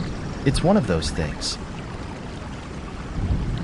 It was the summer of 2018 when I learned to never underestimate the stories my parents and teachers had always warned me about. It started with a school camping trip that went horribly wrong. They always say the woods are a place of adventure and mystery, but for me, they became something much darker, a place I would never venture near again. I was 15 at the time, and my school had planned a 2-day camping trip in the woods just outside of town. It wasn't far, only about an hour's drive from our school, but for some reason, there was a palpable tension in the air as we got closer to the campsite. The forest was vast, an endless stretch of trees and hills that seemed to swallow up the sky. I'd always found forests beautiful, calming even, but something about this place felt different, as if it had secrets buried in its depths, secrets I wasn't meant to uncover. The trip began like any other school outing. Excited students, joking around, and teachers trying to get everything organized. We were split into groups and assigned tents. My group was led by Mr. Peterson, our overly enthusiastic geography teacher, and my friends, Jordan, Sarah, and Max, were all in the same group. We set up our camp near a small clearing, with a stream running through it. Everything seemed normal at first, just another camping trip with a group of schoolmates. But then, as the evening approached, things began to change. It started with strange noises. First, it was the rustling of leaves, faint at first, and then louder as the night fell. I told myself it was just animals, raccoons, deer, maybe even an owl, something harmless. But when we sat around the campfire that evening, something caught my attention. From the edge of the trees, there was a strange light, a soft, flickering glow that seemed to move between the trunks of the trees. At first, I thought it was a trick of the firelight, but the longer I stared at it, the more I realized it wasn't. It wasn't coming from the fire, nor was it a reflection of anything in the camp. It was something else, something that didn't belong. Hey, look at that. I pointed toward the glow, trying to get my friend's attention. Probably just some campers from the other side of the forest, Max suggested. But his voice wavered slightly. No, it's too far out there. It's not a flashlight or anything, I replied, my heart racing a little. Sarah squinted in the direction I was pointing. Maybe it's someone lost, she said, though I could tell from the uncertainty in her voice that she wasn't so sure. We decided to go investigate. After all, we were far from the only group camping in the forest, and it didn't seem like something to be too worried about. At least, that's what I told myself. But the closer we got to the trees, the colder the air became. The warmth from the fire felt miles away, replaced by an icy chill that seemed to seep into my bones. As we neared the spot where the glow had been, it vanished. The trees stood silent and dark, nothing out of the ordinary. No glow, no flickering light, just the sounds of the forest at night. I looked around, feeling a sinking sense of dread. See? Nothing, Jordan said, his voice attempting to mask the nervousness creeping in. Let's head back to camp. But as we turned to leave, I heard it, a sound that froze me in place. It was faint, like someone whispering, but it wasn't clear enough to make out the words. The whispering was followed by a low, soft growl, almost like a warning. My skin prickled, and I turned to see the others, their faces pale with concern. Did you hear that? Max asked, his voice barely above a whisper. Yeah, we need to get back, I said, urging them to follow me. The growling wasn't something I could explain, and the whispering sounded like it was coming from everywhere. We ran back to camp, the eerie sounds following us just out of reach. When we arrived, Mr. Peterson was sitting by the fire, seemingly unaffected. But something about him seemed off. His eyes, usually bright and animated, were hollow, staring into the flames. The moment he looked up, I felt a wave of dread wash over me. His gaze seemed vacant, empty, as if he wasn't really seeing us. "You guys hear something?" Jordan asked, still shaken.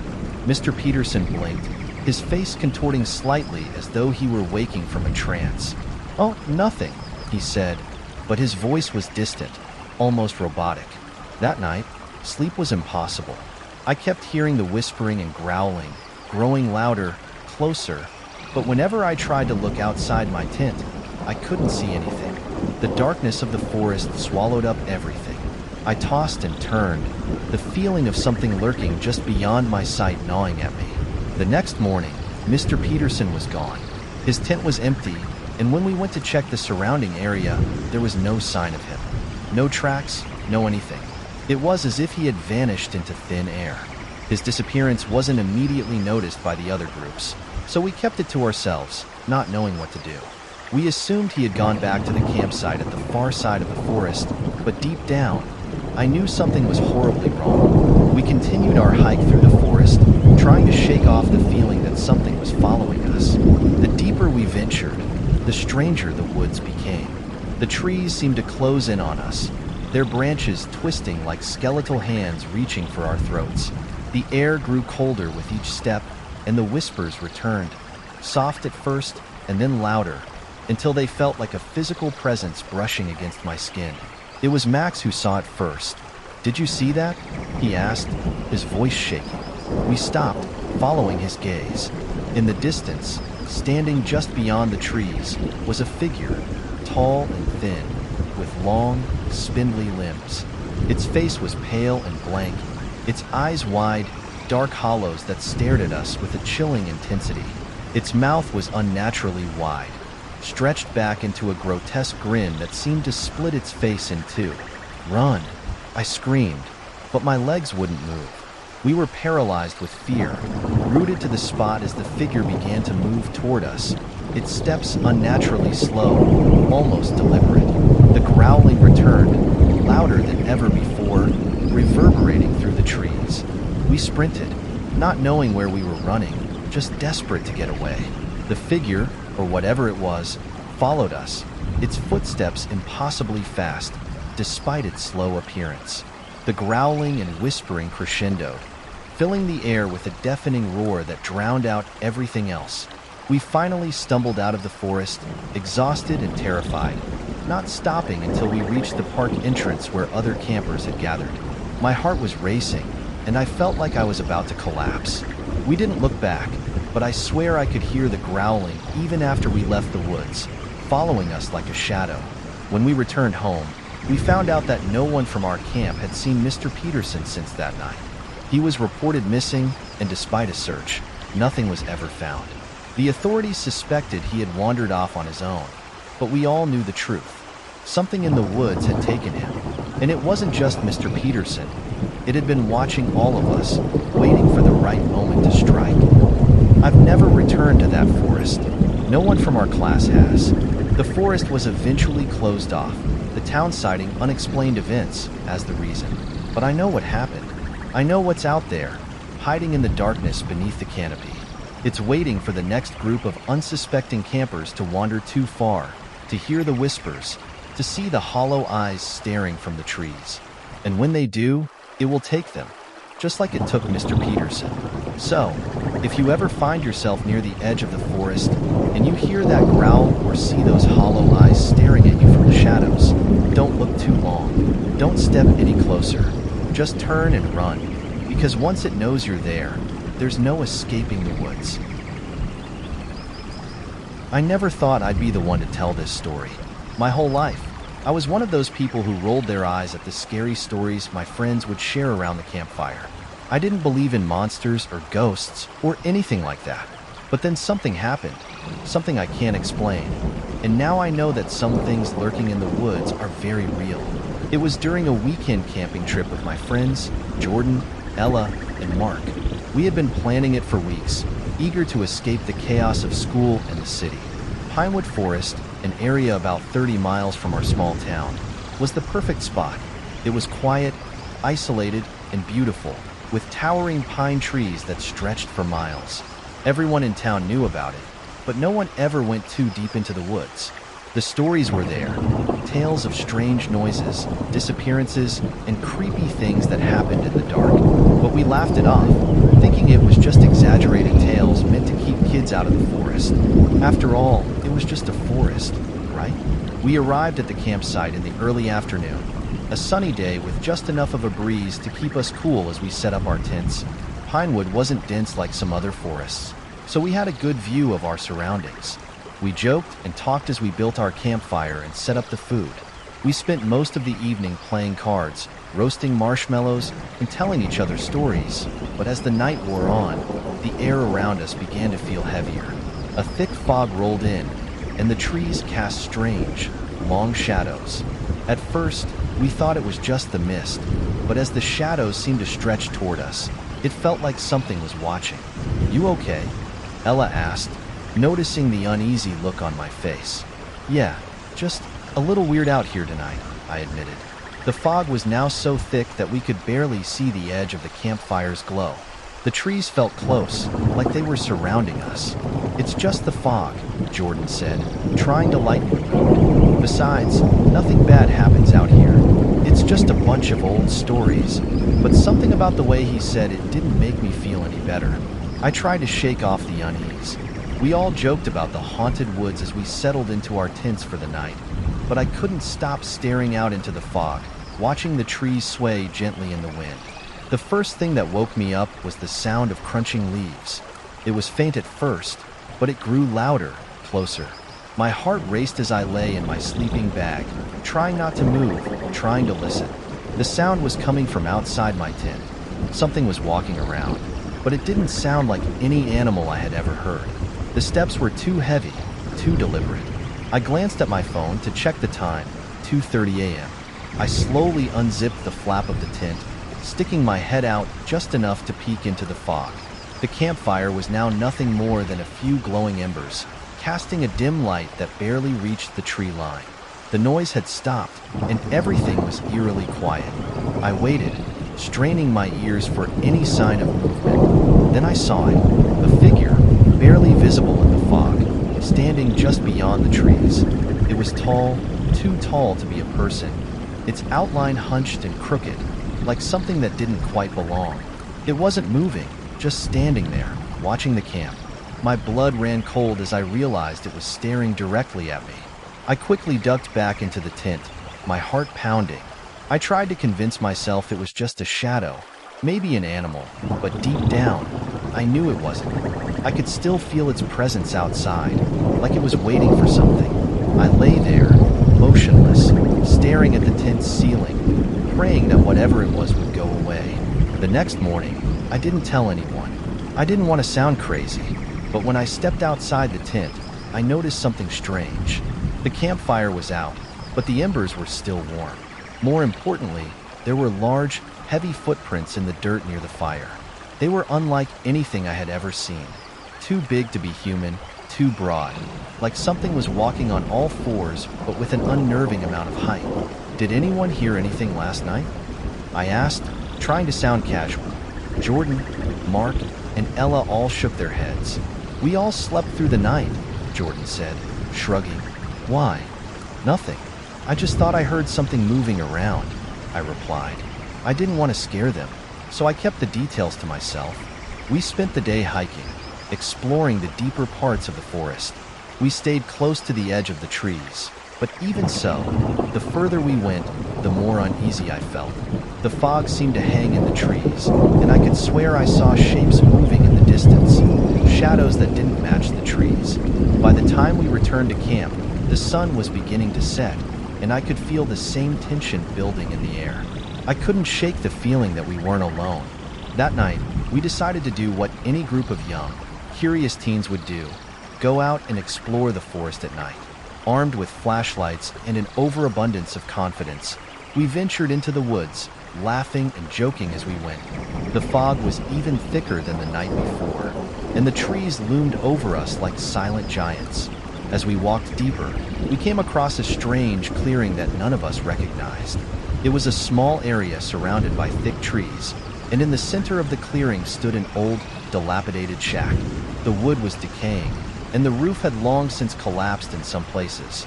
There was an eerie stillness about it, like it hadn't been touched in years. "This is it," Mark said, his voice low and excited. "Let's check it out." We approached cautiously, the hairs on the back of my neck standing up. As I stepped forward, my flashlight flickered, and for a brief moment, I thought I saw something move in the shadows of the shack. I paused, but Mark was already inside, his flashlight beam cutting through the darkness. "You guys coming or what?" he called out. Reluctantly, we followed him inside, the wooden floor creaking beneath our feet. The interior was dark and smelled of damp wood, but there was something else, a strange, musty scent that I couldn't place. We explored the small space, finding nothing but debris and rotting furniture. But then, as I was about to turn and leave, I heard it again, the crunching of leaves. But this time, it was close. Too close. "Guys, listen," I whispered, my breath catching in my throat. I could feel my pulse pounding in my ears. "Something's out there." We all froze, staring at the door of the shack. The noise stopped, but the air around us felt thick, as if it were closing in. Suddenly, the flashlight flickered again, and then the beam caught something outside the door. A pair of glowing eyes, staring back at us through the crack between the wooden walls. My heart stopped. I couldn't move, couldn't breathe. Then the door slammed shut. We all screamed and scrambled to the far corner of the shack, but the door wouldn't open. The growling, low and guttural, echoed from outside, and I could feel the ground beneath us tremble. The figure was moving, circling the shack, its footsteps heavy and uneven. "Let us out," Ella screamed, banging on the door. But the growling grew louder, and then a low voice, distorted and eerie, whispered from the shadows, "You should never have come here." The next morning, we woke up in the shack. Somehow, we had all fallen asleep in the corner, huddled together, and the door was wide open. The fog was gone, and the woods seemed unnervingly still. We didn't talk about the night before. We didn't need to. The feeling that something had been watching us, something not entirely human, was enough to keep us quiet. We packed up our things in a hurry and left the forest, not once looking back. To this day, I have no idea what we saw that night. I don't know what stalked us through Pinewood, but I know it's still out there, waiting for the next group of unsuspecting campers to wander too far into its domain. If you ever hear about Pinewood Forest, stay away from the deeper parts, especially at night. The creatures that lurk there are not stories or legends. They're very real. And once they start following you, they don't let go. I've always been the kind of person who enjoyed a good challenge.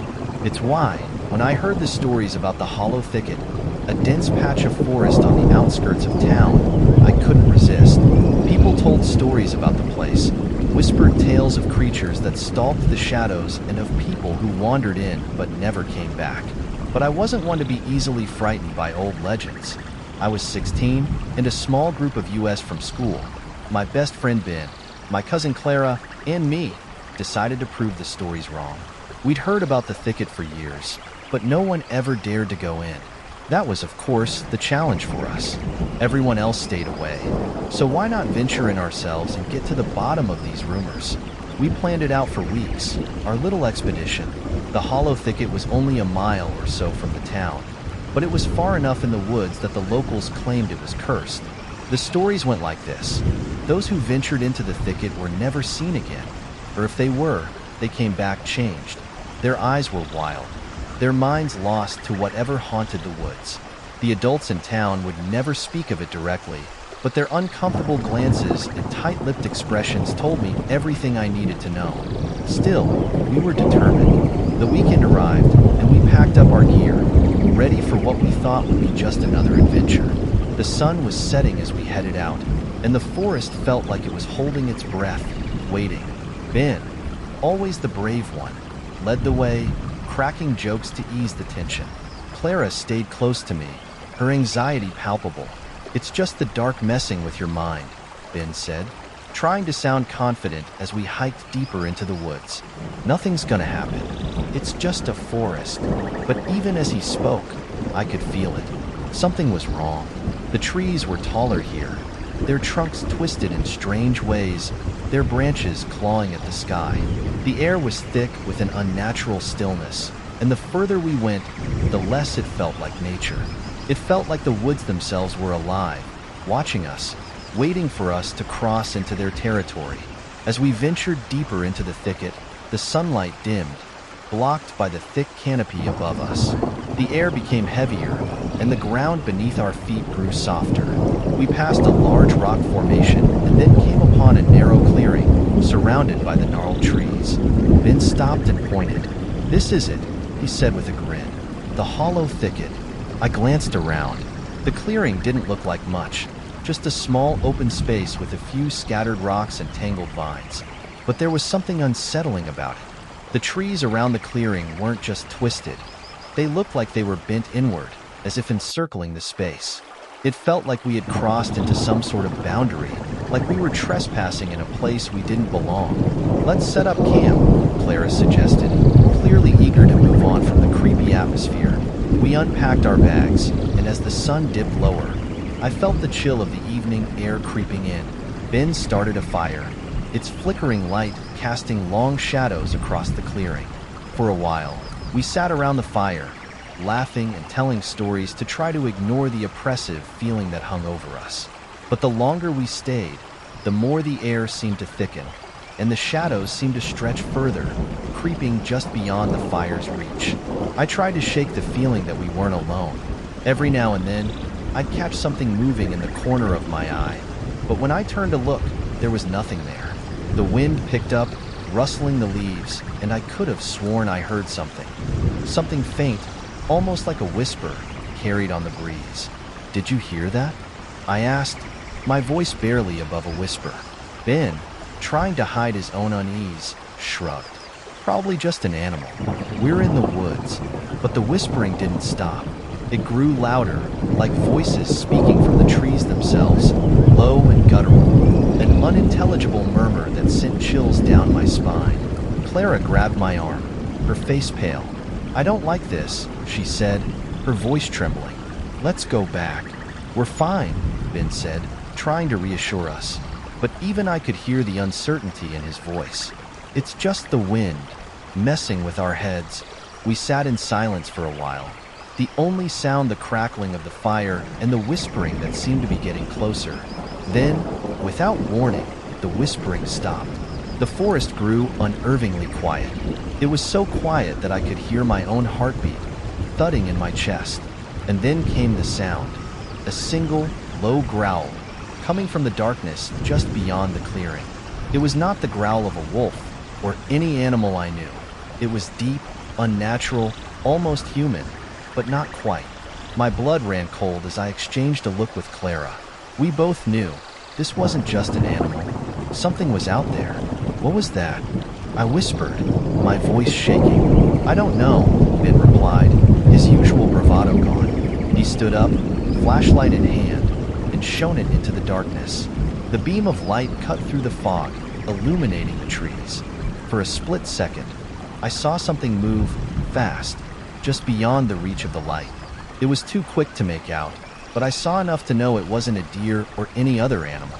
"Did you see that?" Clara asked, her voice barely audible. "I saw something," I said, my throat dry.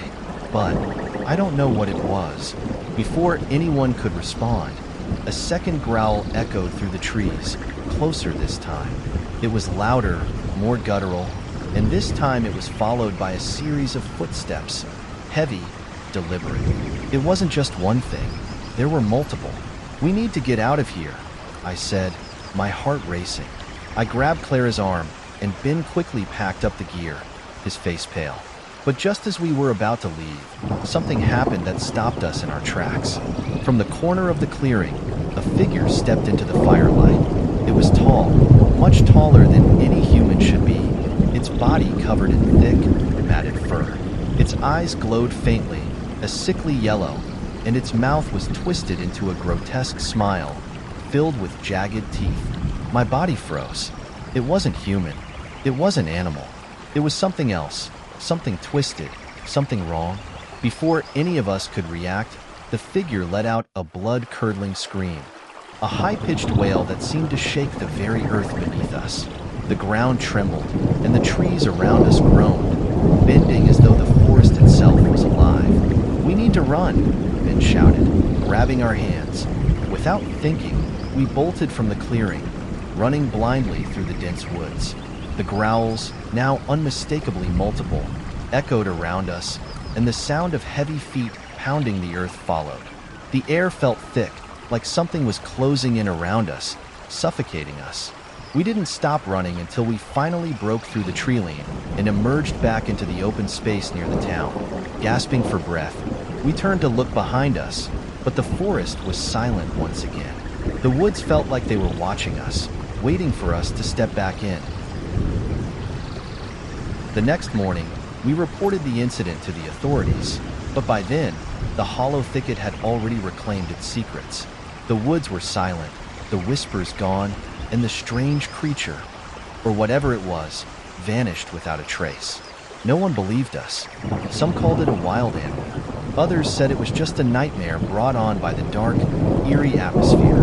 But we knew what we had seen. We knew what was out there, hidden in the shadows of the hollow thicket.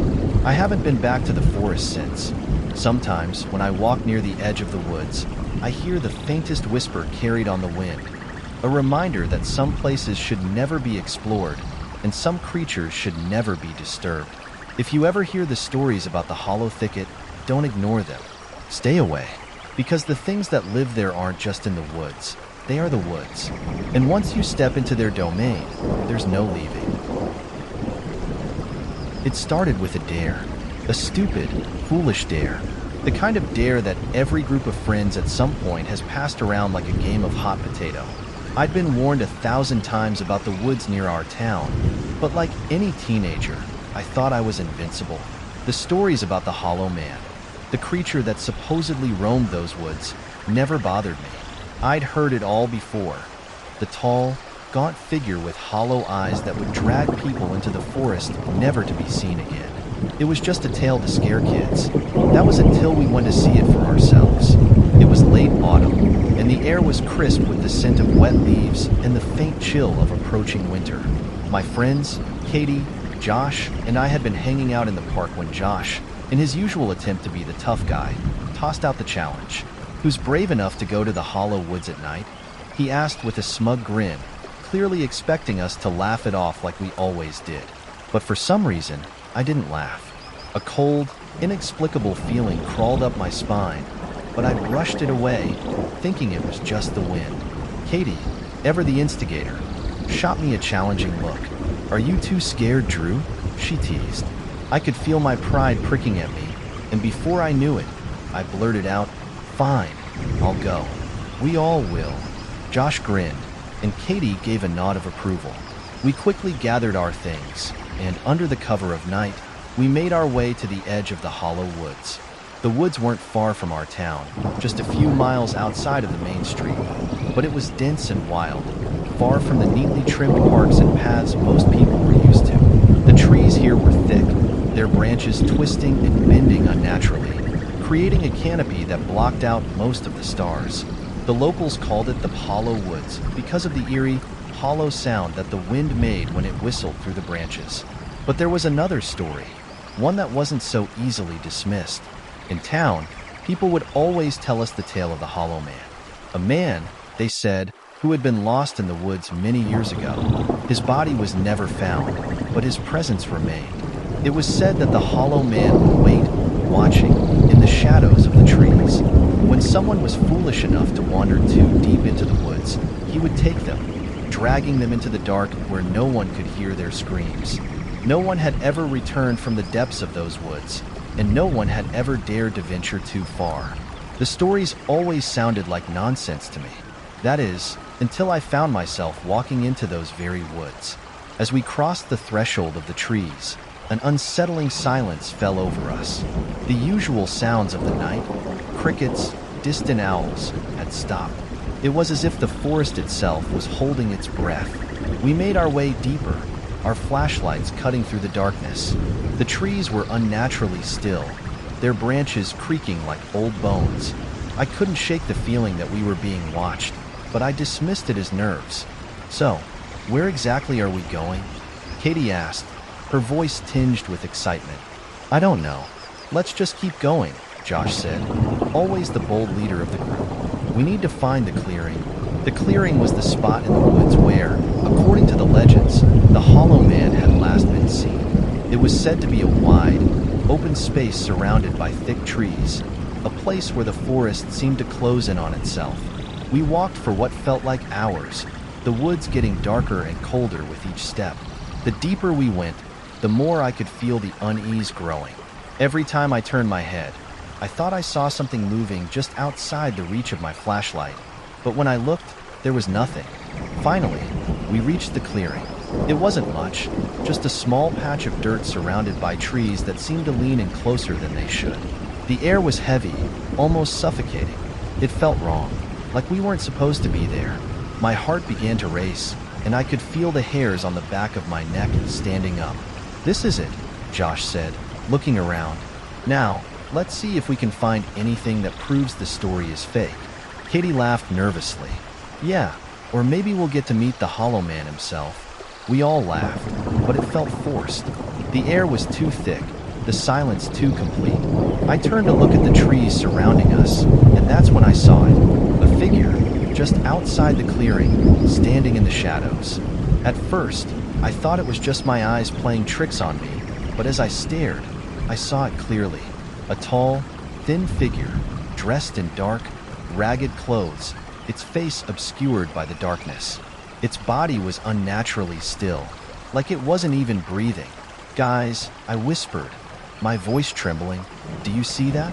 Josh turned and shone his flashlight toward where I was pointing. For a moment, there was nothing there, just the trees and the dark. But then, as if the shadows themselves were shifting, the figure appeared again, closer this time. "It's just someone messing with us," Josh said, trying to laugh it off, but his voice had an edge of nervousness. But I wasn't so sure. The figure didn't move, didn't make a sound. It just watched us, its hollow eyes seeming to pierce through the darkness, even though I couldn't see its face clearly.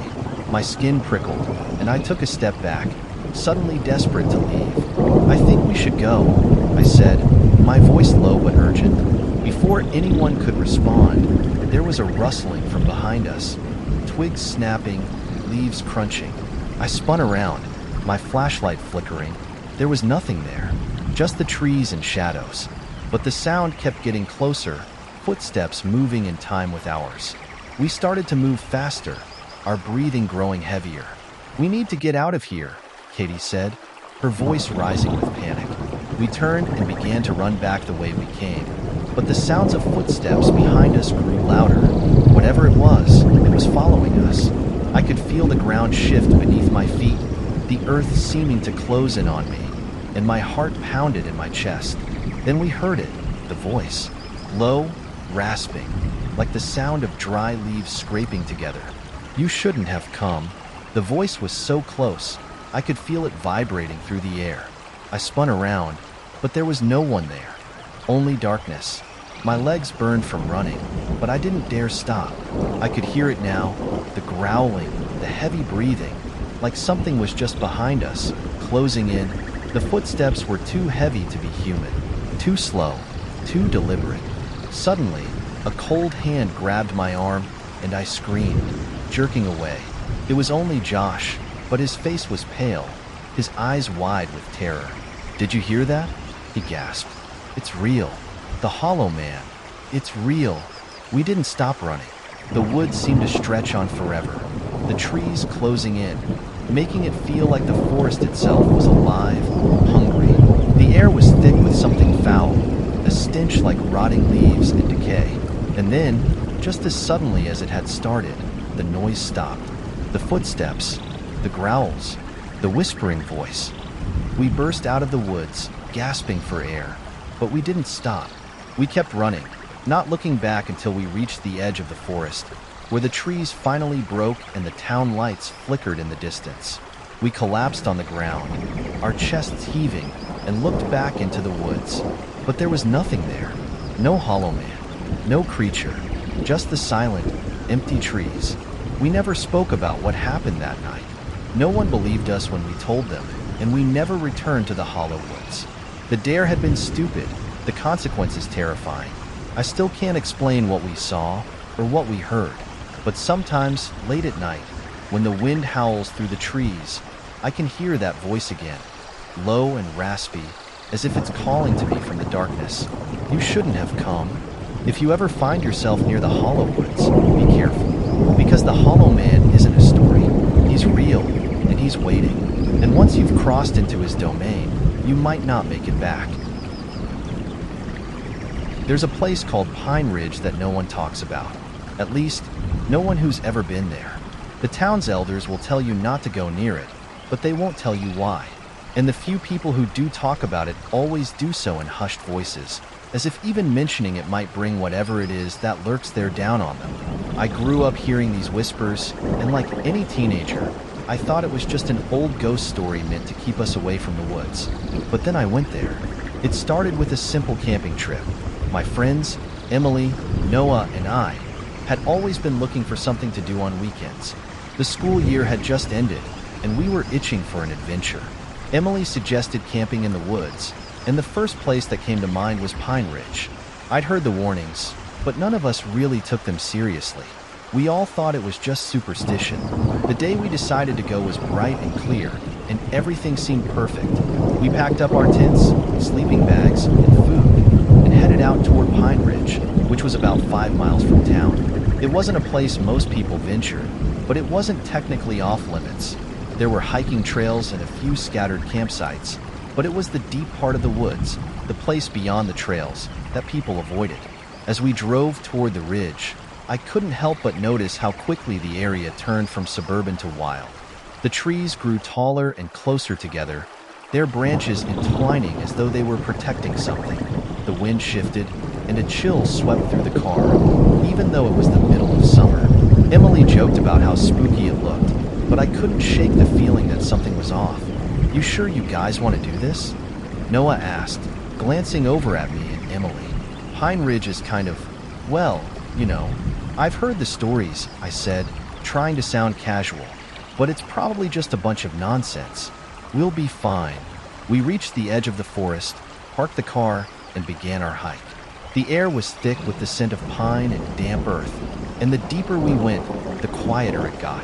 The usual sounds of birds and insects were absent. It felt wrong. The trees around us grew denser, blocking out the sun, and the path became narrower, overgrown with vines and moss. "Why does it feel like we're being watched?" Emily whispered, her voice trembling. "I don't know," I replied, my skin crawling. "Maybe it's just your imagination." But as we walked, I couldn't shake the feeling that something was following us. Every time I turned around, I thought I saw a shadow flit between the trees. At first, I told myself it was just the wind, but the more we walked, the more uncomfortable I became. Every snap of a twig underfoot sounded too loud, and the silence in the woods felt suffocating. After about an hour of hiking, we finally reached a clearing, a small, open space where we set up camp. There were no other hikers around, no signs of anyone having been there for a long time. The only sounds were the occasional rustle of leaves and the breeze in the branches. We set up our tents and sat down to eat, trying to ignore the growing unease that settled over us. As nightfall came, the forest seemed to come alive. The wind picked up, howling through the trees. The shadows stretched unnaturally long, and I could have sworn I heard something moving just beyond the edge of the firelight. "This place gives me the creeps," Noah said, his voice low. "Let's just go back to the car and head home." "Come on, it's just the dark messing with you," Emily said, trying to laugh it off. "Nothing's out there." But even as she spoke, I couldn't shake the sense that we weren't alone. I stood up and went to the edge of the clearing, shining my flashlight into the dark woods. The beam of light cut through the blackness, but it revealed nothing. Still, I couldn't shake the feeling that something was watching us from the trees. I turned back to the campfire, but that's when I heard it, a faint, almost imperceptible rustling from the woods behind us. I spun around, but there was no one there. The trees stood still, their branches swaying lightly in the wind. "Did you hear that?" I asked, my voice tight. Noah and Emily turned to look at me, their faces pale. "I think we should go," Noah said, his voice shaky. "Why?" Emily asked, clearly frustrated. "We're fine. It's just the wind." But even as she spoke, I could see the fear in her eyes. She knew something was wrong, just like I did. Suddenly, there was a loud snap of a branch, followed by a guttural growl. It wasn't an animal sound, though. It was something else.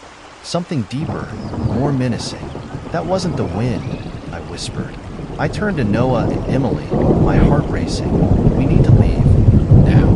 Without a word, we grabbed our things and began to break down the camp. But as we turned to leave, something stopped us. A shadow, tall and thin, stood just at the edge of the clearing, barely visible in the dark. Its form was indistinct, shifting in the shadows like it was made of smoke. But its outline was unmistakable, a human figure impossibly tall, with long arms and legs. Its face. I couldn't see its face, but I felt its eyes on me, boring into my very soul. I could feel my breath catch in my throat as the figure took a step toward us. Then another, and another. "Run!"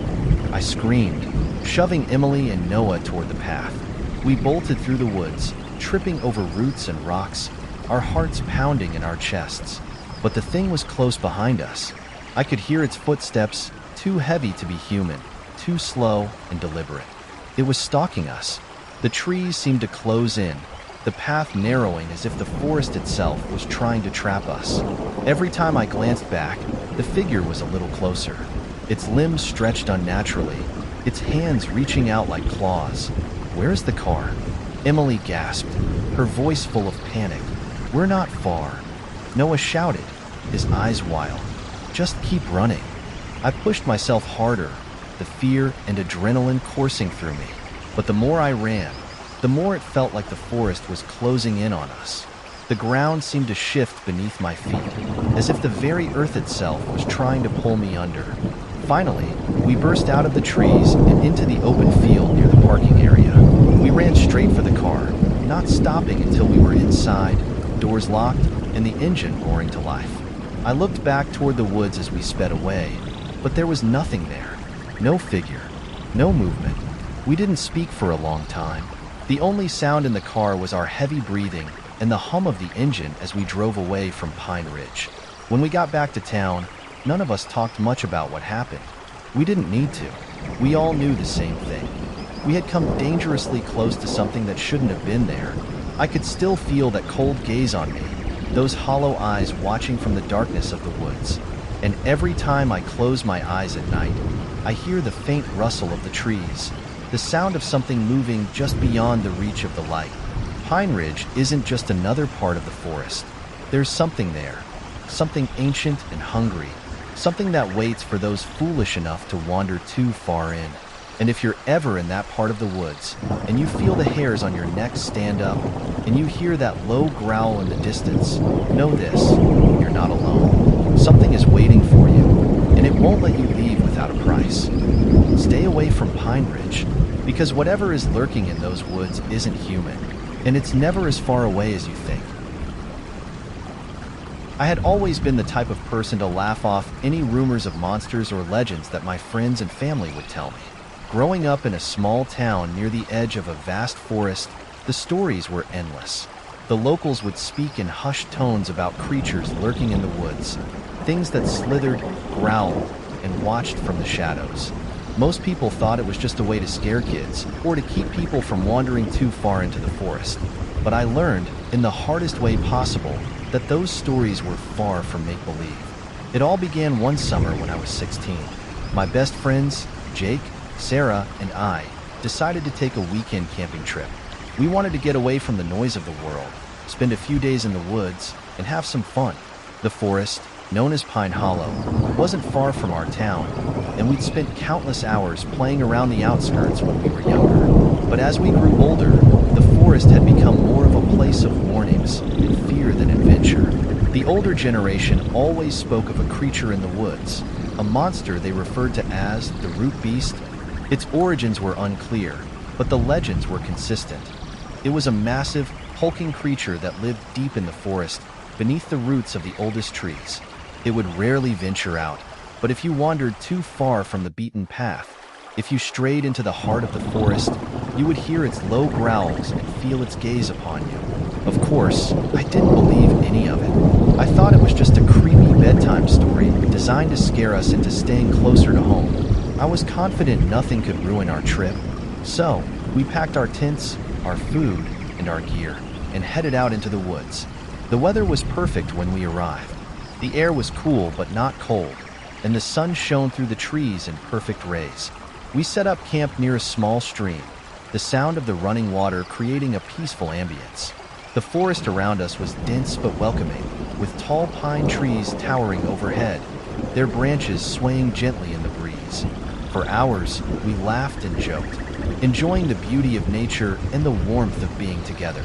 As the sun began to set, we built a fire and settled around it, roasting marshmallows and telling stories. Jake, always the one to stir things up, decided to bring up the legends of Pine Hollow. He told us the tale of the root beast, how it was said to live beneath the earth, deep in the forest, and how anyone who wandered too far was never seen again.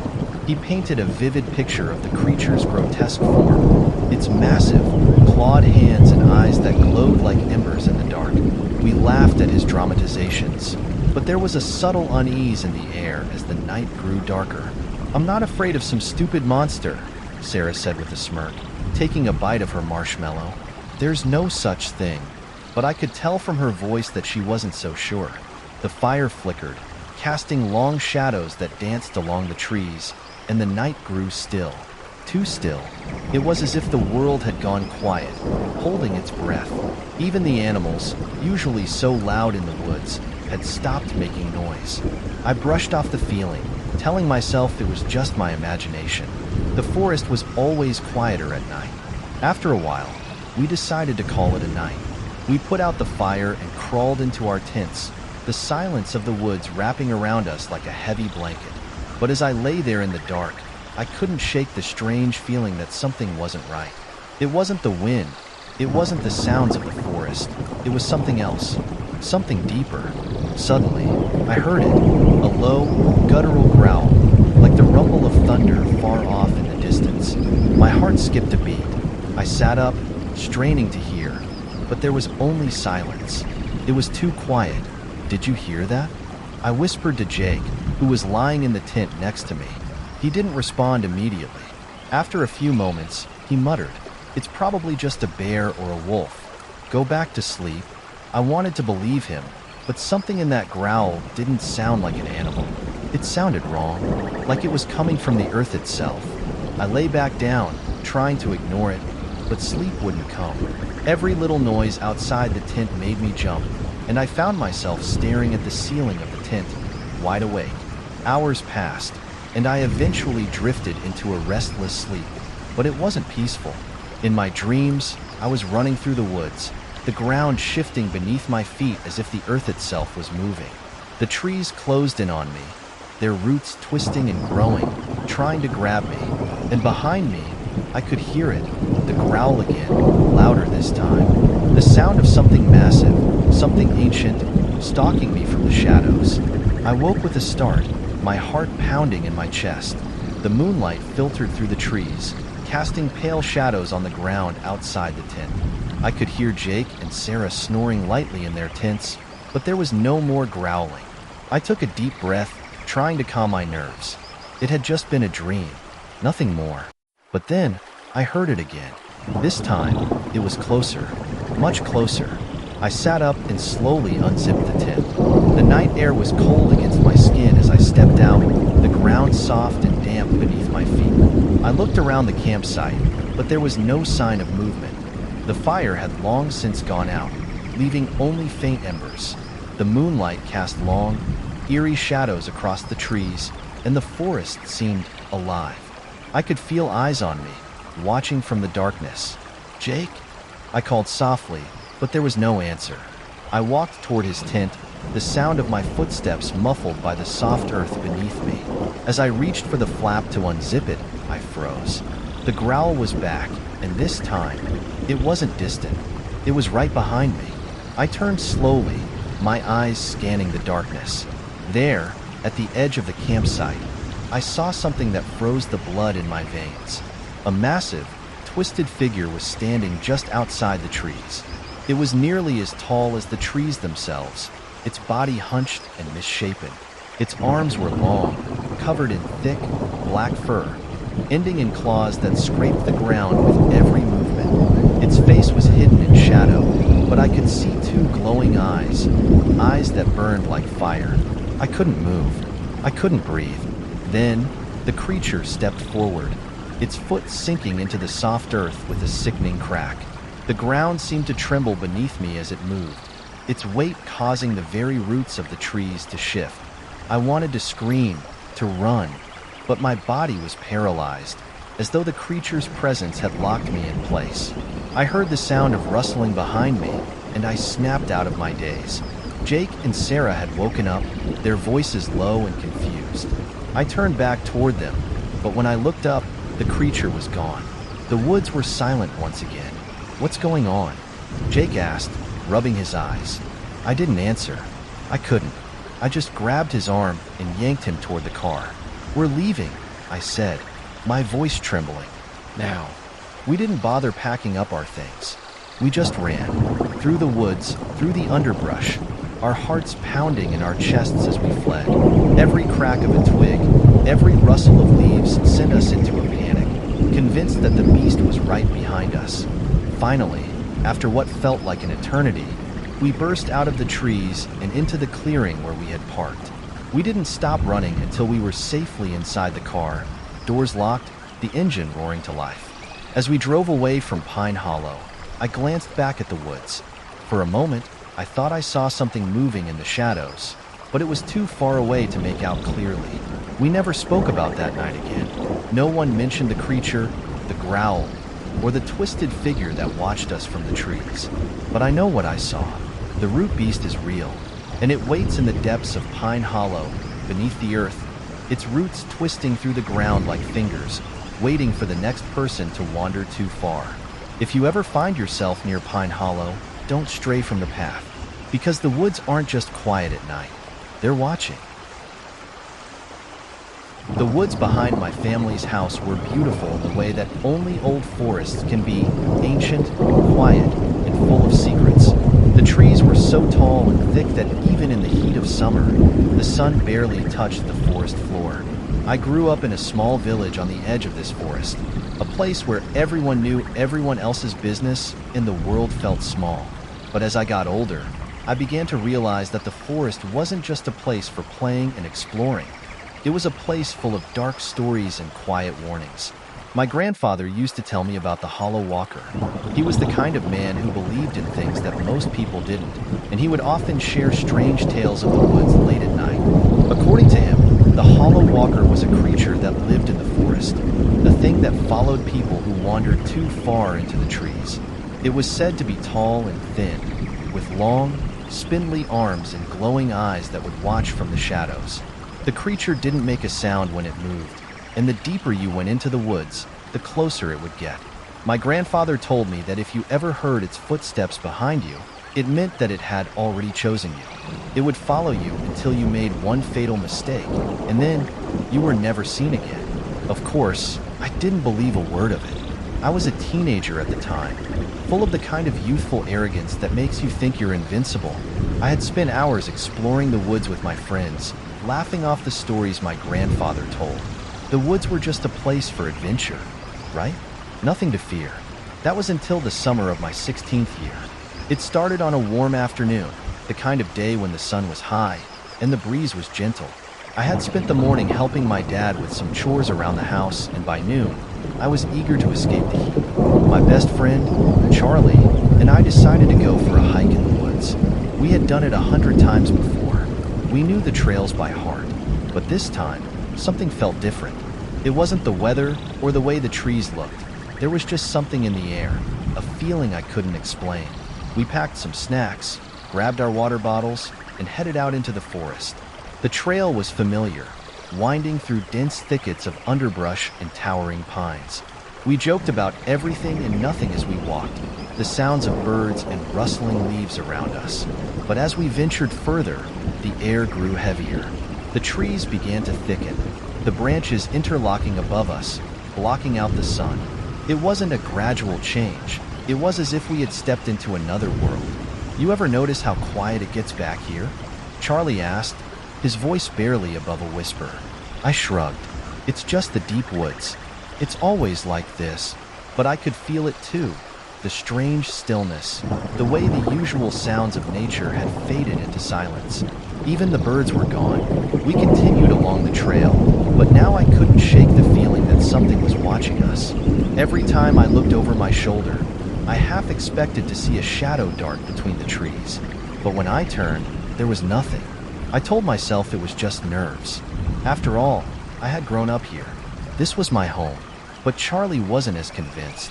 He had grown up in the city, and he wasn't used to the woods the way I was. His eyes kept darting around, and he looked tense, as if waiting for something to jump out at us. "You want to turn back?" he asked, his voice uneasy. I hesitated. Part of me wanted to say yes, to turn around and go back to the safety of the clearing where we parked the car. But another part of me wanted to prove to myself that I wasn't scared. That the stories, my grandfather's stories, were just that, stories. "Nah, let's keep going," I said, trying to sound confident. We kept walking, but with each step, the forest seemed to grow darker. The air felt thick, heavy with something I couldn't explain. I couldn't hear anything anymore. No birds, no insects, not even the rustling of small animals in the underbrush. Just the sound of our footsteps crunching through the dry leaves. After what felt like hours, we reached the edge of a clearing, one I didn't recognize. The trees around it were twisted, their trunks gnarled and bent in strange shapes, like they had been bent by some invisible force. The grass in the clearing was thick and dark, and there was a strange, damp smell in the air. It was nothing like any clearing I had ever seen before. There was a sense of unease that settled in my chest, and I felt my heartbeat quicken. "Let's just stop here for a while," I said, though the words felt forced. Something about the place made me uncomfortable. Charlie didn't argue. We sat down on the ground, our backs to a large tree, and unpacked our snacks. But neither of us could focus on the food. The silence was suffocating, and the air felt thick, as though something was wrong. We didn't speak for a while. It was as if we both felt the same unease, but didn't know how to express it. Then, without warning, I heard something. A footstep. It was faint at first, just a barely audible crunch on the leaves. But then there was another one, and another. I froze. "Charlie," I whispered, my voice tight. "Do you hear that?" Charlie's face went pale. "It's probably just an animal," but I knew it wasn't. The steps were too slow, too deliberate. I could feel the hair on the back of my neck stand up. Another step, closer this time. I slowly turned around, my eyes scanning the trees. There was no sign of anything, but the footsteps kept coming, growing louder with each passing second. I stood up, my body trembling. "Let's go," I said, my voice barely above a whisper. Charlie was already on his feet, his eyes wide with fear. We didn't even bother picking up our things. We just started running. But the moment we turned to leave the clearing, we heard it. A loud, unmistakable growl. It was low and guttural, and it came from somewhere deep in the forest, somewhere just beyond the trees. We ran faster, our breaths coming in ragged gasps as we made our way back down the trail. The footsteps followed us, always just behind us, getting closer with every step. I dared not look behind me, but I could feel it, the presence, the thing that was tracking us. The forest seemed to stretch on forever, the trail twisting and turning, as though the trees were shifting to keep us trapped. I could hear the creature's footsteps now, almost right behind us. Every time I thought we were safe, it would grow closer again. We ran for what felt like hours, but eventually, we burst into a small clearing and found the path back to the road. We didn't stop until we were back at the car, slamming the doors behind behind us and locking them. We didn't speak the whole drive back home. I could see the terror in Charlie's eyes, and I knew I had seen something too. Something that wasn't supposed to be there. We never went back to the woods after that. In fact, neither of us spoke of that day to anyone, not even our families. But I know what I felt. I know what I heard. The Hollow Walker is real. It's out there, somewhere, hidden in the depths of the forest, waiting for the next person who dares to venture too far. I don't know why it chooses some people and not others, but I can tell you this. If you ever find yourself in the woods and you hear footsteps behind you, don't look. Don't run. Because once the Hollow Walker is on your trail, there's no escaping it. It will follow you until you make the mistake of looking back. And when you do, it will have you. Forever. Stay out of the deep woods. You never know who or what might be lurking there. The woods have always been a place of mystery and wonder for me. I grew up in a small house on the edge of town, where the forest was practically my backyard. I spent hours exploring, running through the trees, climbing rocks, and searching for hidden paths that no one else seemed to know about. My parents warned me about straying too far, but I always brushed off their concerns. After all, it was just the woods, right? Nothing could really go wrong out there. I had heard all the local legends growing up, but I never gave them much thought. There were stories of strange creatures that roamed the forest, of lost souls and ancient beings that stalked the deep woods. The most persistent of these stories, however, was the one about the Whispering Hollow. I remember hearing my grandmother speak about it when I was younger, her voice low and trembling as she told me that there was a part of the forest that no one should ever go near. It was a place where the trees seemed to bend inward, where the shadows were darker than anywhere else in the woods. People said that if you stood in the hollow at night, you could hear voices whispering to you from the trees, urging you to stay, to wander deeper, to never leave. Of course, I didn't believe any of it. It sounded like something straight out of a ghost story, something made up to keep kids away from dangerous places. But everything changed one summer night when I was 15, and I learned the hard way that some stories are better left untold. It started like any other evening. The sun had just set, and the sky was painted in shades of orange and purple. I had been out with my friends, Sarah and Ethan, riding our bikes down the familiar trails that ran through the outskirts of the forest. We were joking around and having fun, the kind of carefree time that comes with being young. As we pedaled deeper into the woods, the sun dipped lower and the shadows grew longer. The path we were on was a well-known one that we'd ridden down hundreds of times without thinking twice. But that night, something felt off. The air felt heavier, thicker, as though the forest itself was holding its breath. Sarah was the first to notice. "Do you hear that?"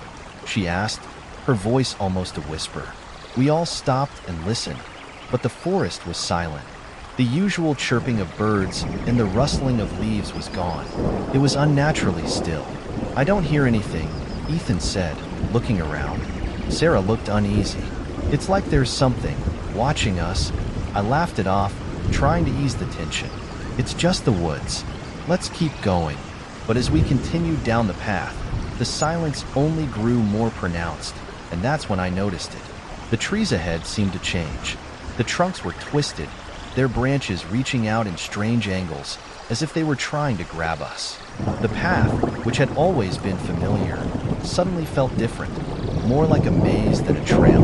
"I think we're going the wrong way," Ethan said, his voice laced with unease. "We're fine," I replied, trying to reassure him. "We just have to get to the clearing ahead. It's the shortcut." But something in my gut told me that we weren't fine.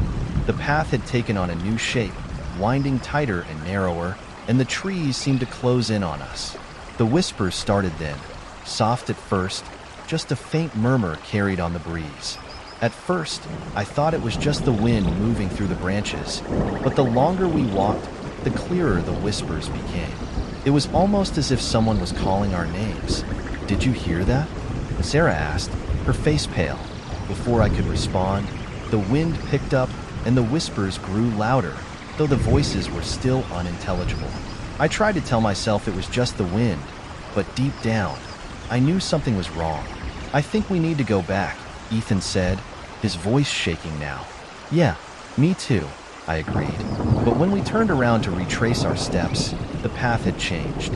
The way we had come from was now overgrown with thick brush, as if the forest had shifted while we weren't looking. There was no way back. A sudden, harsh noise cut through the whispers, like a branch snapping in the distance. We all froze, our hearts pounding in our chests. "Did you hear that?" Sarah whispered. We didn't need to answer. We all heard it. There was something else out there. Something large. Something that wasn't supposed to be in the woods. I turned to look at my friends, my face pale. "We need to get out of here. Now." But before we could move, the whispers grew louder, as though dozens of voices were calling to us from all directions. The trees seemed to move, their branches shifting in ways they shouldn't. And then we saw it. From the shadows between the trees, something huge and dark stepped forward, its shape almost blending with the night. At first, I couldn't make out what it was, but as it moved closer, I could see its eyes. Glowing, yellow eyes that seemed to pierce through the darkness. The creature was tall, impossibly tall, with a hunched back and limbs that seemed far too long for its body.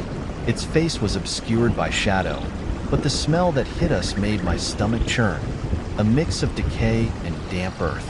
"What is that?" Ethan breathed, his voice a strangled whisper. "I don't know," I said, my voice thick with fear. And then, the whispering voices grew louder. They were no longer faint. They were urgent, pleading, calling us forward, begging us to stay. "Don't listen," I shouted. "Run." We turned and bolted, running blindly through the trees, our hearts pounding in our chests. But the forest seemed to stretch endlessly before us. Every time we thought we were getting closer to the edge, the trees closed in around us, the whispers growing louder, more insistent. It felt like hours had passed as we ran, but the world around us had grown colder, the shadows darker. The creature was still behind us, moving in perfect silence, its glowing eyes the only sign that it was there. I could feel its presence, like it was right on our heels. Finally, we stumbled into a small clearing, gasping for breath. The whispers stopped suddenly, leaving an eerie silence in their wake. We stopped and looked around, but there was no sign of the creature anymore. It was as if it had disappeared. "We need to go. Now," I said, my voice trembling with fear. But Sarah didn't answer. She was staring into the trees, her eyes wide with terror. "Look." I turned, and for a split second, I thought I saw something move in the darkness. A shadow, tall and hunched, with glowing eyes. It was watching us. Before I could react, the creature stepped forward again. But this time, it was closer, much closer. And as it moved, the trees around us seemed to bend toward it, as if the forest itself was alive, working in concert with the creature. Without thinking, I grabbed Ethan and Sarah's hands and pulled them toward the road. We didn't stop running until we were out of the woods, the creature still lingering in the shadows just beyond the trees, its eyes following us. We didn't speak until we were safely back in the town, and even then, the words caught in our throats. We had all seen the same thing, and none of us knew how to explain it. The Whispering Hollow is real. It exists in the deepest part of the woods, a place where the forest itself seems to come alive. If you ever find yourself in that part of the woods, don't listen to the whispers. Don't follow them. And never, ever venture too far into the trees, because something is waiting for those who stray too far. I don't know what the creature was, but I know that it's still out there, waiting for someone else to wander into its grasp. And if you hear the whispers calling your name, don't answer. It's already too late. It was a late afternoon when I first heard about Black Hollow. The conversation happened around the campfire, tucked deep into the woods behind my friend Caleb's house. It was one of those perfect nights. The moon hung low and heavy in the sky, casting long, eerie shadows across the forest floor. The smell of burning wood mixed with the cool autumn air, and the sound of the crackling fire was the only thing keeping the silence from becoming oppressive. We were a group of 5, me, Caleb, his older brother Jack, and our 2 other friends, Lily and Sam. We had been camping out there for a couple of days, but it was the night after the storm that things started to feel off. The woods were always quiet at night, but tonight the usual sounds of owls and crickets were missing. The air had a thick, still quality, like the forest was holding its breath. That's when Caleb started talking about Black Hollow. Ever heard of Black Hollow? Caleb asked, poking at the fire with his stick. He was grinning, clearly enjoying the tension in the air. We all exchanged glances, the firelight flickering in our eyes. "What's that?" Lily asked, her voice a little shaky. She didn't like scary stories. Caleb leaned forward, lowering his voice as if telling us a great secret. "It's a part of the woods, way back in the hills. You don't go there. Ever." Jack, who was always the skeptic, scoffed. "Oh, come on. What is this? Some old folk tale?" Caleb shrugged, but his expression was serious. "It's not a tale. It's real. They say something lives there. Something that stalks the people who wander too close to it." "What do you mean, stalks?" Sam asked, clearly intrigued despite himself. "I mean it follows you," Caleb said, his voice dropping lower. "And if you go in, if you wander too far and stay too long, it takes you. No one who's gone in has ever come back out the same. Some of them don't come back at all." At this, I could feel the hairs on the back of my neck rise. I'd heard stories before, ghost stories, legends, but Caleb's tone, his eyes wide and serious, made me pause. "Seriously, man," I said, trying to laugh it off. "You're not buying into that, are you?" Caleb was silent for a long moment before he spoke again, his gaze moving from one of us to the next, as though he was measuring our reactions. My uncle was one of the last people to go in there. We all turned to him, suddenly interested. He and a buddy of his went hiking up in Black Hollow when they were in their 20s, Caleb continued. They were drinking, just goofing off like a bunch of guys. But they went too deep into the hollow. They didn't come back that night. My uncle did, but he was different. He couldn't talk about it, wouldn't even go near the woods again. Said he heard things out there, saw things. Caleb's words were like a chill creeping up my spine. The firelight flickered, and for a second, I could have sworn I saw something move just beyond the tree line. I shook my head, trying to push the thought away. "That's all you've got?" Jack said with a laugh, though his voice lacked its usual bravado. "A story from your uncle?" Caleb didn't laugh. Instead, he stared into the fire, looking almost haunted. "It's not just the stories. It's the silence. The thing that follows you. They say it's not a man or an animal. It's something worse. Something in the dark." There was an uncomfortable silence after that, and we all sat there, the sound of the fire crackling, as if the world was waiting for something. The topic changed after a while, but the story stuck with me. That night, I lay awake in my sleeping bag, listening to the sounds of the woods. The wind rustled the leaves, but there was something different in the air. The usual nighttime creatures were absent, and I couldn't shake the feeling that something out there, was watching. Around midnight, I woke to the sound of footsteps. At first, I thought it was just one of the others, maybe Caleb or Jack. But then I realized that the steps were too heavy, too slow. They weren't the quick, light steps of someone walking. These were deliberate, calculated steps. Someone, or something, was out there, moving through the woods, just beyond the reach of the firelight. I lay still, my heart pounding, hoping it was just my imagination. But the footsteps didn't stop. They circled the campsite, getting closer and closer. I could feel the air grow colder, the silence stretching longer between the steps. Finally, I couldn't stand it anymore. I nudged Caleb, who was lying next to me. "Caleb," I whispered urgently, "are you awake?" He didn't answer, but I could see his eyes flicker open. He had heard it too. "Stay quiet," he whispered back, his voice tight with fear. "Don't move." The footsteps paused just beyond the campfire. They were right on the edge of the clearing now. And then, after what felt like an eternity, the sound faded. The footsteps retreated into the darkness. We didn't sleep much after that. The next morning, we decided to head back home, pack up our gear, and call the trip early. But as we were about to leave, Caleb suggested we take one last walk through the woods. It was a nice day, and the sun was high. I didn't want to go, but I didn't want to seem like a coward either. We started walking along the trails that led deeper into the woods. But the closer we got to Black Hollow, the more uneasy I felt. The trees around us seemed to grow thicker, their trunks more twisted. The sunlight grew dimmer, and the air had a strange, almost electric quality. We reached the edge of Black Hollow without meaning to. It wasn't marked on any map, but the shift in the trees was unmistakable. The air felt colder, as though the forest itself had swallowed the warmth of the sun.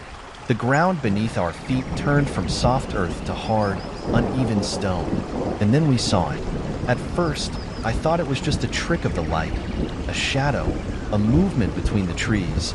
But then it came closer.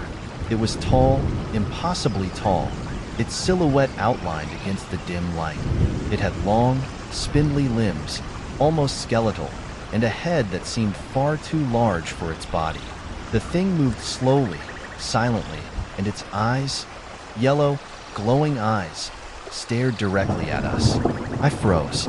My heart skipped a beat as I realized that the stories Caleb had told us weren't just stories. Something was out there, and it was hunting us. We need to leave. Now, Caleb said, his voice urgent. We all turned and ran, but the thing didn't follow us. It didn't need to. It was already in our minds, in our hearts, following us even as we fled. The forest seemed to close in around us, the trees bending toward us as if they wanted to trap us inside. The whispers returned, soft at first, then growing louder, calling us back. By the time we reached the edge of the woods, the sun was setting, casting long shadows over the clearing. But we didn't stop running until we were back at Caleb's house. And when we stopped, we realized we weren't the same. We had seen something that wasn't human, wasn't animal. It was something in the dark, something that lived in Black Hollow. The creature, the whispers, the footsteps, they had followed us. And they would always be there, lurking in the shadows, waiting for the next group of people to wander too close to Black Hollow. I haven't been back to those woods since, and I don't think I ever will. The memory of that thing, that creature with its glowing eyes, haunts me every night. If you ever find yourself in the woods, and you hear something following you, don't look. Don't stop. Just run. Because whatever is out there, it's already watching you. And once it finds you, you'll never be the same again. It was supposed to be an ordinary summer weekend trip, a chance to escape the noise of the city, relax by the lake, and enjoy the fresh air. My friends and I had planned this for months. A camping trip to the Red Pine Woods, a vast stretch of forest about 50 miles outside town. I'd heard a lot of stories about the woods, some whispered warnings, some just casual talk around the campfire, but none of them ever truly frightened me. I had grown up surrounded by nature, so the idea of camping in the woods didn't seem like anything out of the ordinary. There were 5 of us on the trip.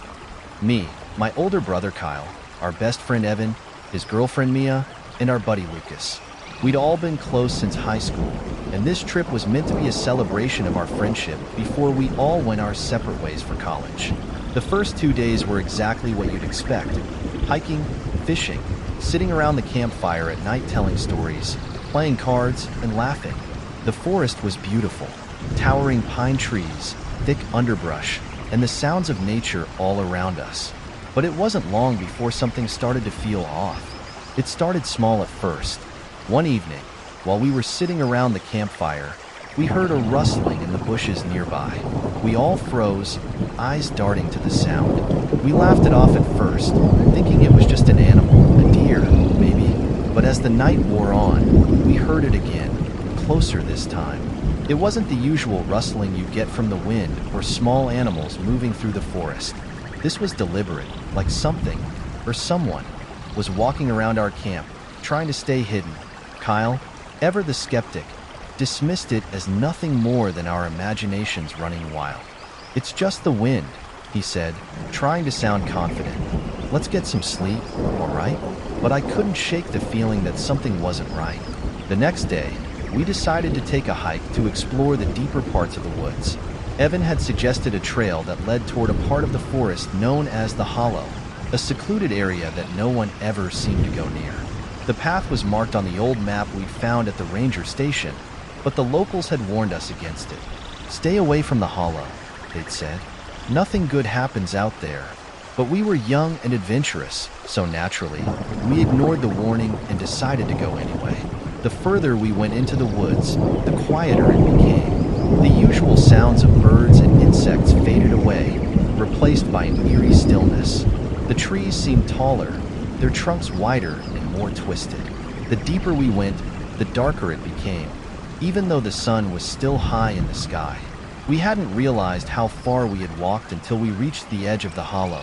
The trees here were packed so tightly together that the ground was covered in thick, soft moss, making it difficult to see anything beneath our feet. That's when we first saw it.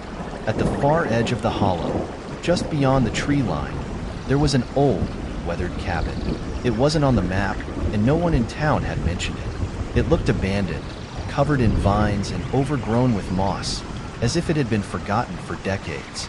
The air around it felt wrong, thick, heavy, and oppressive.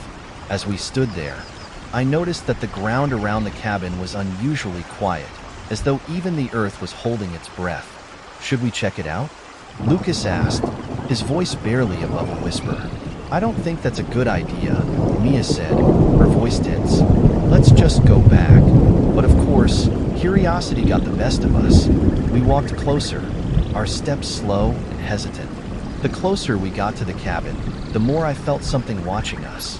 I turned around, expecting to see someone, or something behind us, but there was nothing. Just the trees, their branches creaking in the wind. When we reached the cabin, we pushed open the rotting door. The inside was dark and musty, filled with the smell of decay. There was little furniture, just a few old wooden chairs and a broken table. On the far wall, I noticed something strange, a large symbol carved into the wood. It was a crude, circular design, with lines radiating out from the center. It looked like some kind of old rune or marking, but it didn't make any sense. "We shouldn't be here," Mia said, her voice trembling. "Let's just leave." But before we could turn around, a noise came from somewhere deeper in the cabin. Something shifting, something moving. It sounded like footsteps, but slow, deliberate. The hairs on the back of my neck stood up.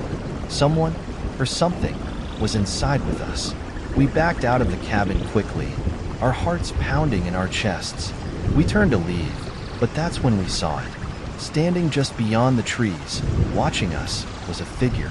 It was tall, almost unnaturally so, with long limbs and an impossibly thin frame. Its face was hidden in the shadows, but its eyes, those eyes, glowed faintly red in the dim light, like two burning embers. Frozen with fear, we stared at it, unsure of what to do. It didn't move, but I could feel its gaze boring into me. It felt like it was studying us, waiting for something. Then, just as quickly as it had appeared, the figure turned and disappeared into the trees. No sound, no movement, just gone. We didn't wait around to find out what it was. We ran back to camp, our legs pumping faster with every step. But even as we sprinted, I couldn't shake the feeling that something was following us.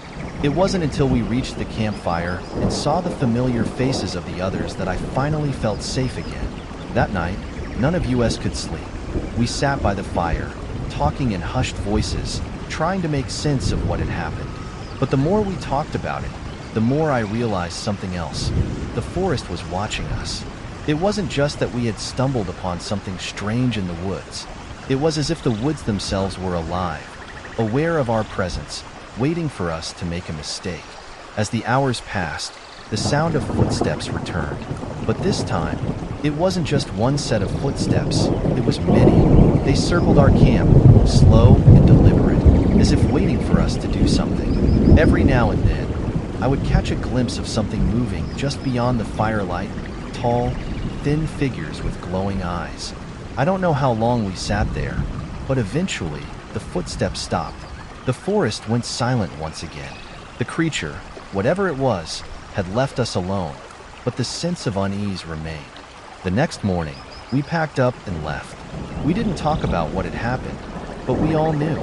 Something was in the red pine woods.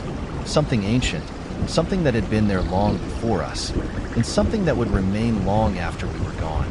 It's been years since that trip, and I've never returned to those woods. I don't know what we saw that day, but I do know that there's something out there. Something that watches from the trees, something that keeps the forest in its grip. They call it the keeper of the red pine woods, but I'm not sure if it's a spirit, a creature, or something else entirely. All I know is that if you ever find yourself in the red pine woods, don't go too far. Don't stray from the path. And whatever you do, never go near the cabin. Because if you do, the keeper will find you. And once it has your scent, you'll never be able to escape. The first time I heard about the creature in the woods, I thought it was just another story. One of those tales people tell around campfires to scare the newbies. But that all changed one night when I found myself deep in the forest, far from civilization, with the terrifying realization that something was watching me. It was late September when my friends and I decided to take a camping trip to Birch Hollow, a secluded part of the woods about 40 miles outside of town. The area was known for its beautiful hiking trails and peaceful surroundings. People often came here to escape the bustle of daily life, to reconnect with nature. But in recent years, there had been rumors, stories from locals, hikers, and campers about strange happenings in the forest. People would talk about hearing whispers in the night, or seeing strange shadows moving between the trees. I dismissed it as superstition, the kind of thing people say to make their trips more interesting. There were 6 of us: me, my older brother Ethan, my cousin Olivia, and our friends Rachel, David, and Mark. We were all excited to escape the stress of school and work, eager to relax and enjoy the beauty of the woods. The weather was perfect, crisp, cool air with just a touch of autumn in it, and the sky was clear, dotted with stars. On the first day, we set up camp near a small stream, the kind of spot where you could hear the peaceful rush of water and the distant calls of birds. Everything seemed perfect. We spent the day hiking and swimming in the stream, laughing, telling jokes, making memories we thought would last forever. But as the evening approached, I started to feel uneasy. I had heard the stories, of course. The locals would say that Birch Hollow was cursed, that there was something in the woods, something ancient and terrifying that hunted those who strayed too far from the main trails. They called it the Weeping Shadow, a creature that lived in the dark places of the forest, moving silently, always just out of sight. It was said to follow its prey, waiting patiently until they made the mistake of going too far. That evening, as we sat around the campfire, Rachel brought up the Weeping Shadow. She was a bit of a skeptic, always rolling her eyes when people told ghost stories, but for some reason, that night, she seemed nervous. "You guys heard about the Weeping Shadow, right?" she asked, poking at the fire with a stick. "It's the creature people keep talking about around here." "Yeah, I've heard of it," Mark said, looking up at the trees. "It's just another ghost story. People love to make up things to scare kids." Olivia, always the more sensitive one, shivered. "I don't know. I've heard some strange things about this place. My mom told me to stay close to the camp and not wander off too far." Ethan, who always had a way of brushing off our fears, laughed. "Come on, there's no such thing as a weeping shadow. It's just something people say to scare you." But as the night wore on, a strange quiet seemed to settle over the forest. The usual sounds of crickets and owls were gone, replaced by an eerie stillness. We all noticed it at the same time, a heaviness in the air, a feeling that something was wrong. It was as if the forest itself had become aware. We tried to ignore it, attributing it to the darkening sky and the growing chill of the night. But then we heard it, the soft sound of something moving through the trees, just beyond the firelight. At first, it sounded like the wind, but the rustling grew louder, sharper, like footsteps. "Did you guys hear that?" Rachel asked, her voice barely above a whisper. Everyone fell silent, listening. The rustling stopped, and then a soft, mournful cry echoed through the trees. It sounded like someone weeping, distant and broken. That was enough to set us all on edge. We stood up, nervously glancing around the campsite, but there was nothing there. The forest seemed darker now, as if the trees themselves were closing in on us. "I don't like this," David said, his voice tight. "We should head back to the car. It's getting late." "I'm with David," Olivia added, her eyes wide with fear.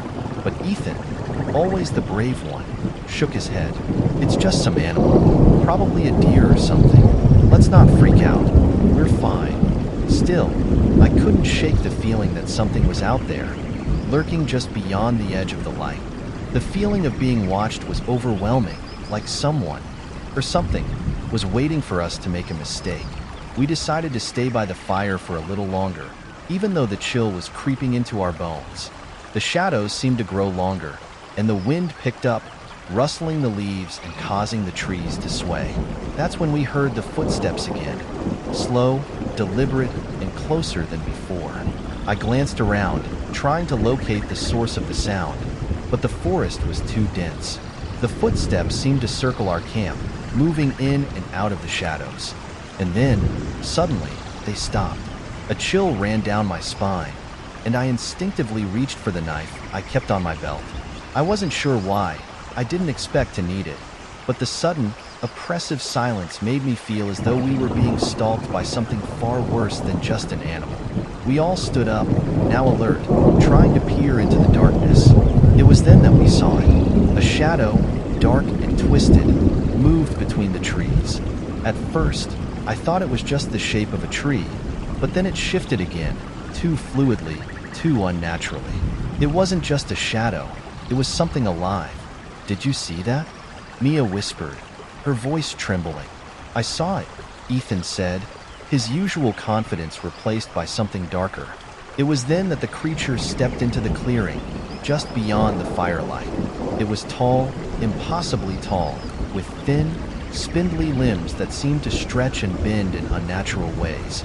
Its skin was ashen, almost gray, and its face was hollow, like a skull, with no eyes, just empty sockets. But the worst part was the sound it made. A low, guttural moan, like something between a sigh and a sob. The weeping shadow. I couldn't move. My legs felt like they were made of stone, rooted to the ground. The creature, if that's what it was, didn't seem to notice us at first. It just stood there, staring into the woods, weeping softly, as if lost in its own sorrow.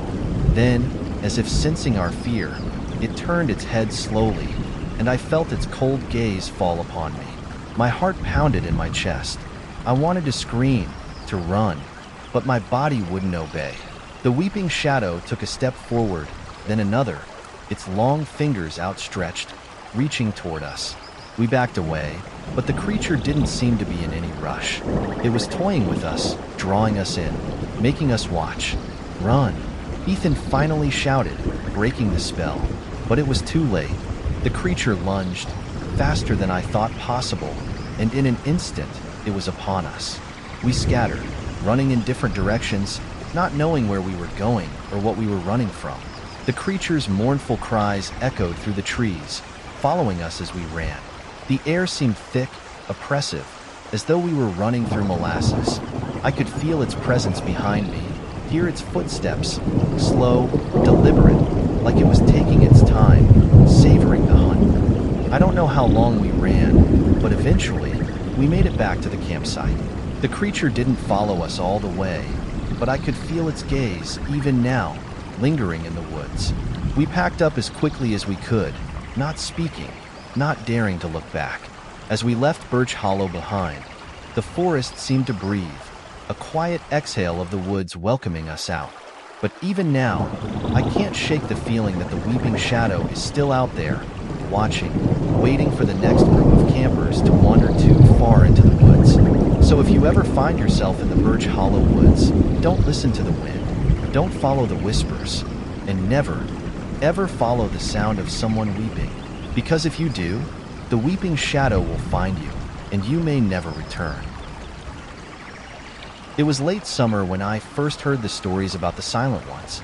I had just turned 18, and my friends and I were looking for something to do before school started.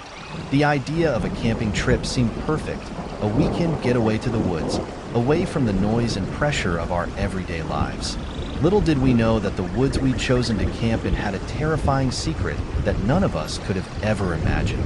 We decided on Blackthorn Forest, a place known for its dense trees and winding trails, about 30 miles outside of our small town.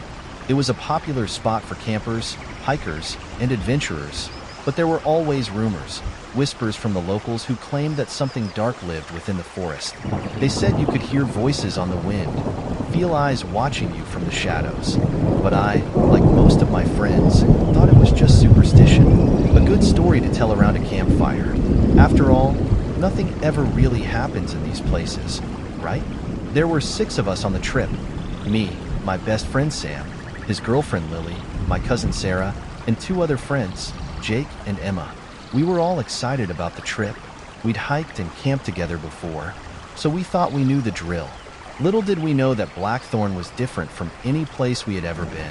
We arrived late in the afternoon, the sun hanging low in the sky. The forest looked beautiful in the fading light, the tall trees standing like ancient sentinels. We set up our camp near a small stream, a peaceful spot surrounded by thick ferns and the sound of water rushing over rocks. Everything seemed perfect until night fell. The first night was uneventful. We sat around the fire, talked, and roasted marshmallows. The stars above us shone brightly, and the sounds of the forest were calming, like nature was singing a lullaby. But as we were preparing to go to bed, I noticed something strange. There was a faint noise in the distance. At first, I thought it was just the wind, or maybe a small animal moving through the trees. But then I heard it again, a soft, almost rhythmic sound, like footsteps, slow, deliberate, echoing through the woods.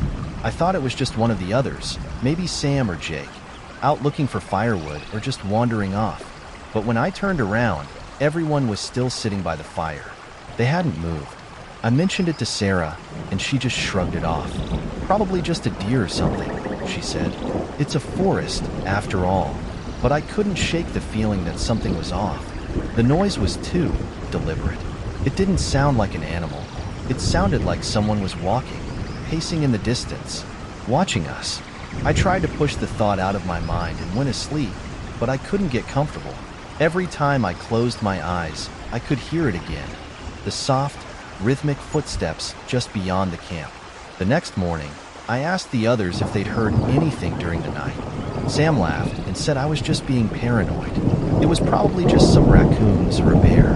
Relax. But Sarah, who was normally just as carefree as the rest of us, looked uneasy.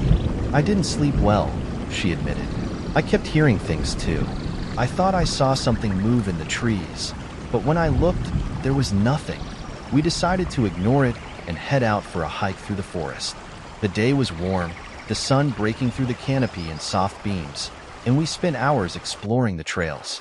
But as we walked deeper into the woods, the atmosphere seemed to change. The air grew colder, the trees closer together, blocking out the sunlight. The forest felt oppressive, like the trees themselves were pressing in on us. It was then that we noticed the markings on the trees. At first, it was subtle, a scratch on the bark, a few small cuts. But as we continued, the marks grew more obvious. Some trees had large, jagged slashes in their trunks, almost like something had clawed at them. The marks didn't look natural, like they had been made by something deliberate. My skin crawled as I ran my fingers over one of the scratches, feeling the roughness of it beneath my touch. I don't like this, Emma said, her voice trembling. It feels wrong, but we pressed on. After all, we were only a few miles from camp, and we didn't want to be scared away by some strange markings on trees. We made our way deeper into the woods, but the further we went, the more uneasy I felt. The air was thick with silence, and the forest had a strange, almost unnatural stillness to it. I couldn't shake the feeling that we weren't alone, that there was something out there, watching us from the shadows. That night, as we sat around the campfire again, things started to get weird. It was quiet at first, too quiet, but then, slowly, we began to hear it again. The soft, rhythmic footsteps. They were closer this time, moving just beyond the tree line, always keeping their distance. But they were there. It was unmistakable. I stood up, looking toward the forest, trying to see what was making the sound. My heart was pounding in my chest, and I felt that all too familiar sense of being watched.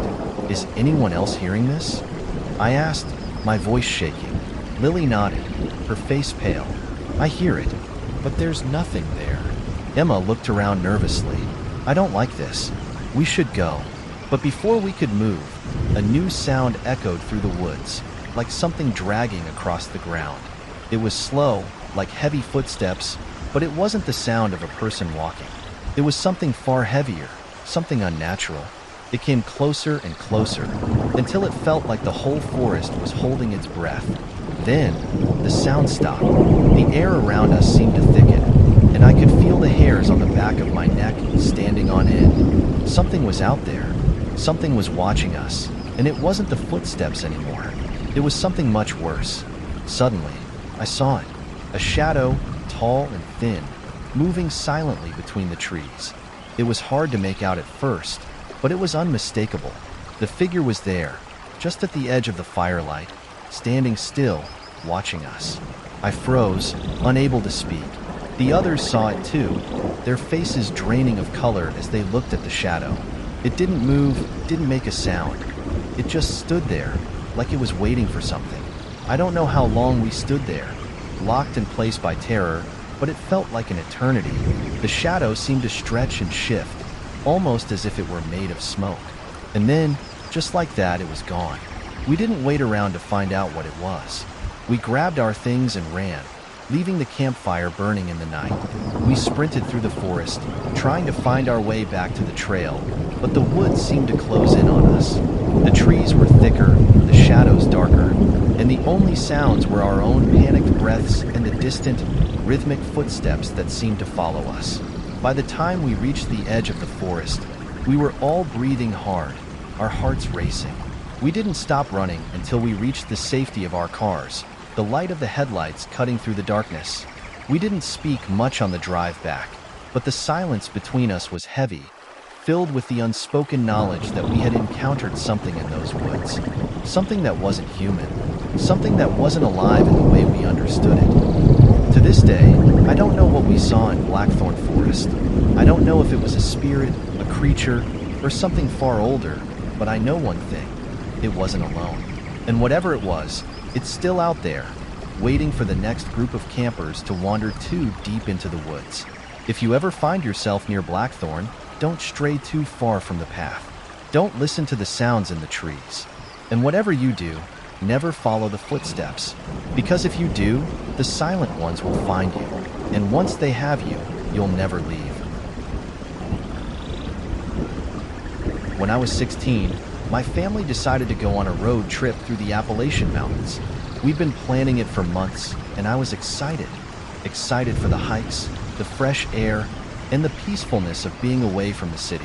What I didn't know was that the mountains had a dark secret, one that would stay with me forever. It started off like any other trip. We drove through winding roads, the trees growing thicker as we ventured deeper into the mountains.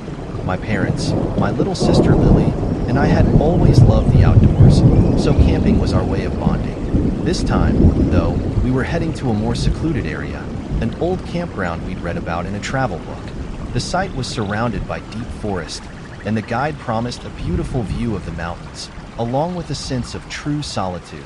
No one else had been there for years. As we arrived and set up camp, the place seemed peaceful enough. The sun was beginning to dip below the trees, casting long shadows that stretched across the ground. We built a campfire, roasted marshmallows, and spent the evening talking about the adventures we'd had and the ones we hoped to have in the future.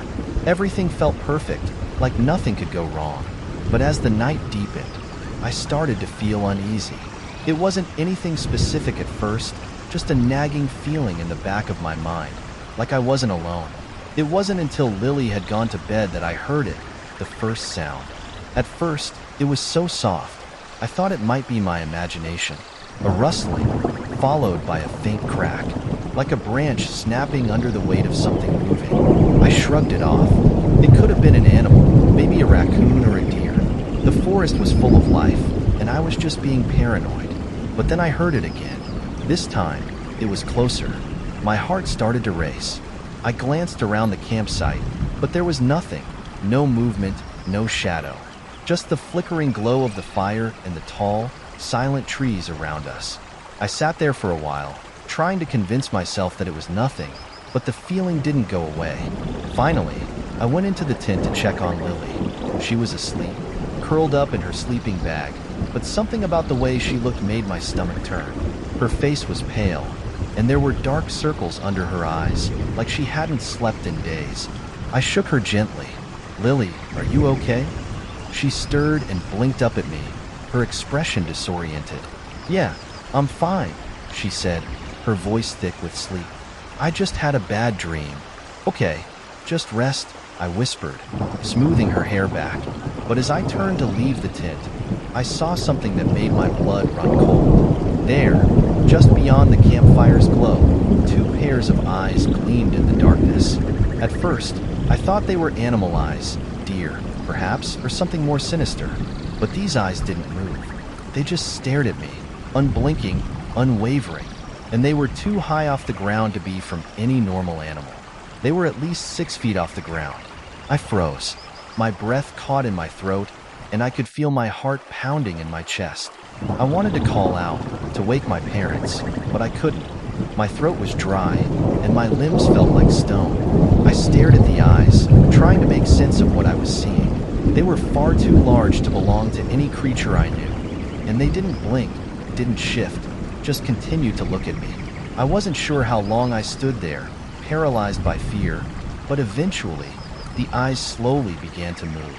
Not in a natural, animal-like way, but deliberate, as if something was pulling them. They slid through the trees, drawing closer to the edge of the campsite. I backed away, slowly retreating into the tent, my heart hammering in my chest. I could hear my parents talking outside, and I wanted to scream, to tell them what I had seen, but I couldn't. The fear gripped me too tightly, choking the words in my throat. I waited there for what felt like an eternity, staring at the walls of the tent, praying that whatever was out there would go away. But the longer I stayed silent, the worse the feeling became. It was as if something was moving closer to the tent, circling it, waiting. And then, the worst part happened. There was a low growl, almost imperceptible, like the sound of something breathing. It was so deep and rumbling that I could feel it in my chest. My eyes widened in terror as I realized that whatever it was outside, it wasn't leaving. It wasn't going anywhere. It was waiting for something. I tried to wake Lily, but before I could, I heard my parents shout, "Who's there?" My father's voice cracked in the stillness, full of panic. He sounded like he was standing right outside the tent. "What do you want?" The ground shook with the sound of something moving quickly, too quickly. I heard the crunch of leaves, followed by an eerie, high-pitched scream. A horrible, unnatural noise that sent a jolt of fear straight to my spine.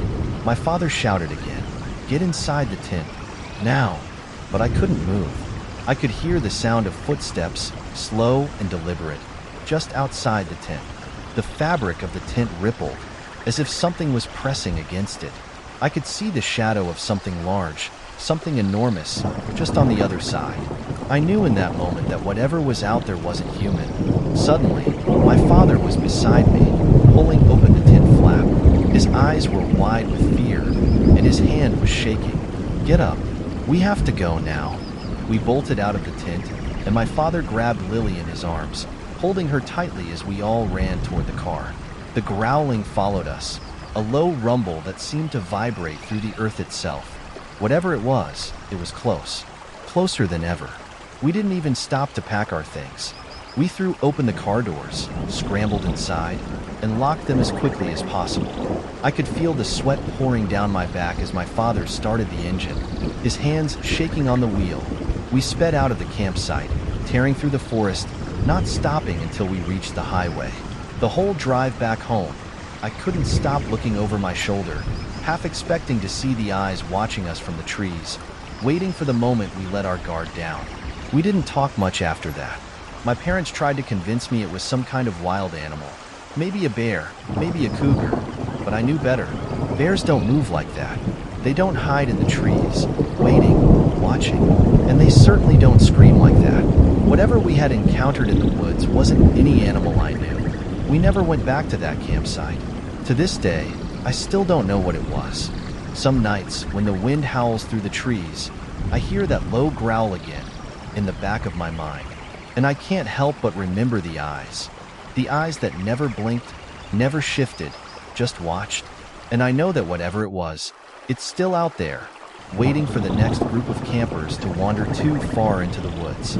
If you ever find yourself near the Appalachian Mountains, don't stray off the path. Don't venture too deep into the trees. And if you hear something moving in the dark, don't look for the eyes. Because once you see them, you'll know that the thing in the woods is not something you can outrun. and it's always watching. When I was younger, my family would often go camping in the woods. Most weekends, we'd pack up the car with tents, sleeping bags, and food, and head to various national parks or secluded areas. But the trip that would haunt me forever, the one I can't forget, took place at Ravenwood Forest, a place so eerily quiet that it seemed alive. I'll never forget the first time I heard about Ravenwood. It was from a local ranger who warned us against venturing too far into the woods. "The forest's not like other places," he said with a cold shiver in his voice. "Some things, they don't like visitors." My dad, ever the skeptic, laughed it off. He thought the ranger was just trying to spook us, and we continued on our way. We set up camp at a clearing near the edge of the forest, far enough from the ranger station to feel alone, but close enough to the trail for comfort. The place felt peaceful, too peaceful, in fact. The trees were tall and dense, blocking out most of the sunlight. Even in the middle of the day, there was a strange gloom hanging over everything. But at that moment, it didn't seem strange to us. We were just excited to be in the wilderness. As nightfall descended, we lit a campfire and gathered around it, roasting marshmallows and telling ghost stories. My little brother, Ethan, was only 6 at the time, and he was enchanted by the dark shapes of the trees and the whispers of wind moving through the leaves. My mom was making dinner, and Dad was sorting through the camping gear. But I kept my eyes on the woods, something I couldn't quite explain but felt deep in my gut. Something wasn't right. The fire crackled and popped as we sat in silence, the warmth of the flames wrapping around us like a blanket. That was when I first heard it, a soft rustling, as if someone, or something, was walking just beyond the firelight. I tried to brush it off as an animal, a deer perhaps, but the movement was too deliberate. It wasn't random. I could almost hear it breathing. Did anyone else hear that? I asked, my voice barely above a whisper. Everyone looked at me as if I had lost my mind. "It's probably a raccoon," Dad said, not looking up from his work. "Don't worry about it." But I couldn't stop looking into the shadows. There was something out there, something watching us. I tried to convince myself it was nothing, just the sounds of the forest settling in for the night. But the hairs on the back of my neck stood up, and my pulse quickened. Then I heard it again, closer this time, louder. Something moving through the woods. "I'm going to check on the fire," Dad said, standing up. He grabbed a stick and poked at the embers, but his eyes never left the trees. For a moment, I thought I saw something between the trunks, a shape, tall and thin, like a person, but it didn't move like a person. It was wrong. I didn't say anything. I didn't want to sound like a scared kid, but when the wind shifted, I swore I saw something with eyes. No, not eyes, hollow sockets, watching from behind a tree. My stomach turned. It was as if those eyes could see through me. Dad was still poking at the fire when we all heard it. A scream. It was so high-pitched and chilling that it froze us in place. My mom dropped the pan she had been holding, and Ethan clung to her leg, his face pale with fear. We all stood up, straining to hear. But the scream was gone as quickly as it had come, swallowed by the oppressive silence of the forest. "Did you hear that?" I asked, my voice trembling. Everyone nodded, but no one spoke. "We're fine," Dad said, his voice unsteady for the first time. "Probably a fox or something," but I wasn't convinced. That scream wasn't the kind of sound a fox would make. It was human. We tried to ignore the feeling of dread creeping over us, but it was impossible. That night, as we huddled in our tent, the wind howled through the trees, and the rustling noises started again. This time, it wasn't just the wind. Something, or someone, was definitely out there. I could hear footsteps, slow and deliberate, moving through the brush. "Dad," I whispered, but my voice caught in my throat. "Dad, something's out there." He didn't respond immediately. When he finally did, his voice was strained. "Stay quiet, everyone. We'll be fine." But we weren't fine. The rustling grew louder, and then, just as I thought I was going to scream, the sound stopped. Silence enveloped us. Then, a soft tapping began on the side of the tent, as if someone was lightly tapping their fingers against the fabric. Each tap was slow and rhythmic, almost like a countdown. My heart pounded in my chest, and I held my breath, not daring to move. "Don't make a sound," my dad whispered, his voice tight with fear. But it was too late. The tapping stopped, and then we heard something worse. A voice. It was faint at first, but it was unmistakable. Someone was calling from just outside the tent. The voice sounded distant, echoing through the trees, but there was something wrong about it. It wasn't a human voice. It was distorted, like someone was whispering through a filter. "Help me!" I gasped and covered my mouth, terrified that whatever it was would hear me breathing.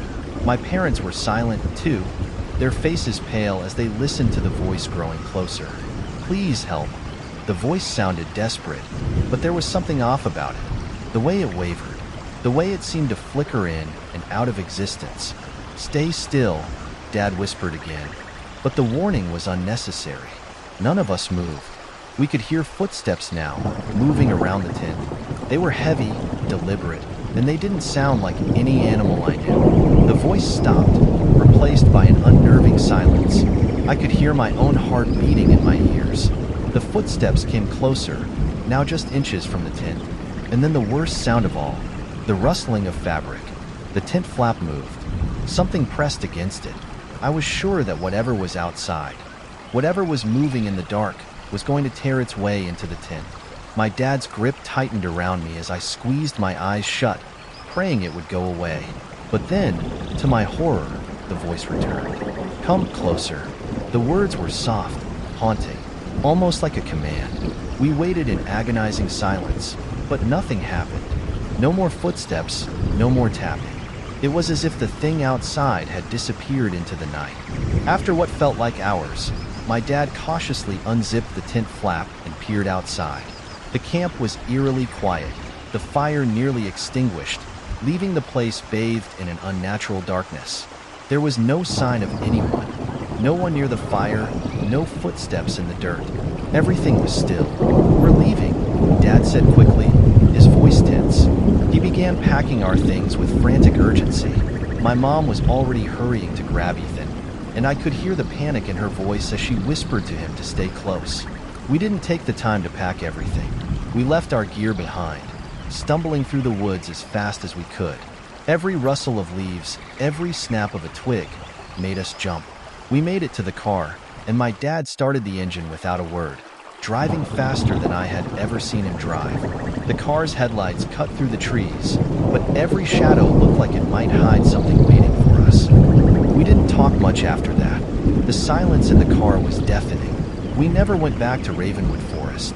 My parents tried to convince me that it was just our imaginations, that we had overreacted, but I knew what I had heard. I knew what had been watching us. To this day, I can't shake the image of those hollow eyes.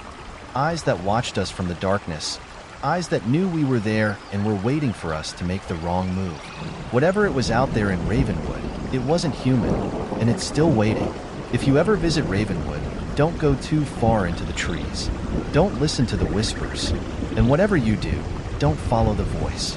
Because if you do, you might just find yourself standing in the same dark place we did, alone, with those hollow eyes watching you from the shadows.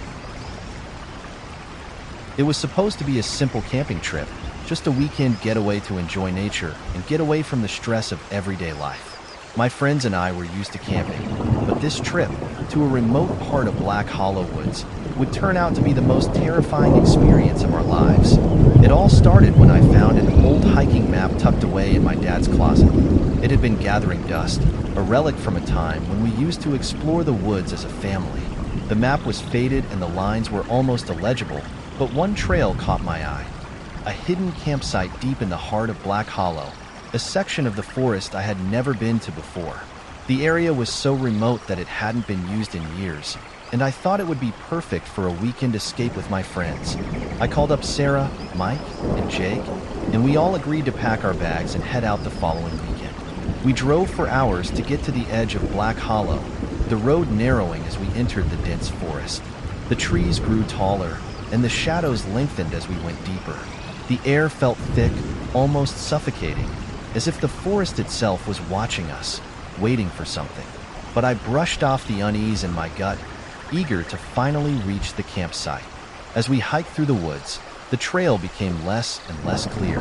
The overgrown vegetation made it hard to stay on course, but we pressed on, determined to find the spot on the map. The sun was setting by the time we reached the clearing where the campsite was supposed to be, and I was relieved to see a small area free of underbrush, perfect for setting up our tents. We made camp, unpacking our gear and getting a fire started. The forest around us was silent, too silent. Normally, when you're out in the woods, you can hear the hum of insects, the rustling of animals moving in the undergrowth, the occasional bird call. But here, there was nothing, not a single sound. I didn't mention it to my friends, not wanting to sound paranoid, but it made my skin crawl. By the time darkness had fully set in, we were sitting around the fire, roasting marshmallows and talking about nothing in particular. It was Mike who first brought up the strange quiet. "Isn't it weird how quiet it is?" he asked, glancing around the dark woods. "Like, there's nothing out there." "Probably just the time of year," I said, trying to sound casual. "It's the season for hibernating animals, I bet." But Mike wasn't convinced. "Yeah, maybe, but it's just, I don't know. It feels off." Before anyone could reply, we all heard it. A soft whispering sound came from the trees, barely audible at first, like a breeze brushing through the leaves. But then it grew louder, clearer. It was as if the trees themselves were speaking, their voices blending together in an unintelligible murmur. We all stopped what we were doing, staring into the darkness beyond the firelight, trying to make sense of it. "It's the wind," Sarah said, but her voice lacked conviction. "It's got to be." I shook my head. "No way. The wind doesn't sound like that." Mike stood up, peering into the woods. "I'll go check it out." "Mike, don't be stupid," I called out, but it was too late. He was already walking toward the trees, his flashlight cutting through the darkness. We waited in tense silence as Mike disappeared into the shadows. The whispering seemed to follow him, as if the very forest was beckoning him closer. I could feel the hairs on the back of my neck standing up and my stomach twisted with unease. "Mike," I shouted, but my voice came out shaky. A few minutes later, Mike came back, looking more confused than scared. "It's nothing, just the wind," he said, but his voice was strained. We all looked at him, but none of us believed him. Mike was tough, never one to get spooked by the woods, but something about his reaction unsettled me. He sat back down by the fire, but the whispering didn't stop. If anything, it grew louder. "Let's go to bed," Jake suggested, his voice tight. "We're probably just hearing things." But sleep didn't come easy that night. Every time I closed my eyes, I could hear the whispering. It was faint at first, like an echo in the back of my mind, but then it would grow louder, more insistent. It was as if the trees were speaking directly to me, calling me into the woods, inviting me to follow. I woke up in the middle of the night, heart pounding. The whispering was still there, even stronger than before. I could see shapes moving just beyond the edge of the firelight, figures too large and dark to be normal animals. I tried to wake the others, but when I turned to shake Sarah awake, I saw that she was already sitting up, wide-eyed and pale. "Did you hear that?" she whispered, her voice trembling. I nodded, but before I could respond, the fire flickered and went out. The forest was plunged into total darkness. "Everyone stay close," I said, my voice barely audible. My hands were shaking, but I forced myself to stay calm. I grabbed my flashlight and clicked it on, casting a weak beam of light into the blackness. The whispering was now a chorus, filling the air, wrapping around us like a suffocating fog. I scanned the woods with the flashlight, my heart hammering in my chest. That's when I saw it. At the edge of the trees, just beyond the reach of the flashlight's beam, there were eyes, glowing, pale eyes. Not animal eyes, but something far worse. They were watching us, unblinking, unmoving. I could feel them boring into me, deep into my soul. There were more than one pair of eyes, scattered throughout the trees, watching from every angle. "Guys," I whispered urgently, my voice cracking, "we need to leave. Now." I didn't wait for a response. I grabbed my backpack and started running toward the trail. Behind me, I could hear the others following, but the whispering was growing louder, almost deafening. It was as if the forest itself was alive, closing in on us, urging us to turn back, to follow the voices. The air grew colder as we ran, and I felt a sense of dread that was almost physical, like the forest was trying to swallow us whole. The eyes in the trees were following us, keeping pace with our frantic flight. I dared not look back, but I could feel them, drawing closer. We reached the edge of the clearing, and that's when we heard it, a scream. It wasn't human, but it was close enough to make my blood run cold. The scream echoed through the woods, filling the air with its raw, guttural sound. It was a warning, a cry for help, but it was also a command. Something was calling us, drawing us deeper into the woods. We didn't stop to think. We ran. We didn't stop until we reached the car. I don't know how we made it there, but when we did, we piled into the car, slammed the door shut, and didn't look back. My hands were shaking as I turned the key in the ignition, and for the first time in my life, I felt a true sense of terror. We didn't speak for the entire drive back. The only sound in the car was the thudding of my heartbeat in my ears. The whispering followed us, a low murmur that seemed to seep through the windows and into our minds. It was as if the forest was calling to us, telling us that it wasn't done with us yet. We never went back to Black Hollow. And every time I think about that weekend, I remember those eyes in the darkness, watching us, waiting for the right moment to strike. I hear the whispering in my mind sometimes, when I'm alone in bed, and I wonder if the forest is still calling to me. If you ever find yourself near Black Hollow, don't go too far. The trees aren't just trees. They have something inside them, something that watches, something that waits. And if you listen long enough, if you dare to venture too deep, you might just hear it, the whispering, calling you into the woods. My family and I have always enjoyed our weekend camping trips. Nothing too extravagant, just a simple cabin in the woods, a crackling fire, and some time away from the noise of city life. But the trip to Ironclad Ridge turned into something that none of us will ever forget, something that still haunts me to this day. It all started when my dad suggested we try a new camping spot, Ironclad Ridge, a secluded area deep in the forest. We'd driven past it many times on our way to other campsites, but it was always too far off the beaten path to consider. This time, though, my dad seemed sure about it. It's an old forest, he said, but the view from the ridge is worth it. We'll be alone, no distractions. We packed up the car, and after a long drive, we arrived at the edge of Ironclad Ridge. As we unloaded our gear, I couldn't shake the strange feeling that settled over me. The forest was thick with trees, their trunks so close together that it seemed almost impossible to get through. The air smelled heavy, like damp earth and pine needles, and the sunlight barely made it through the dense canopy above.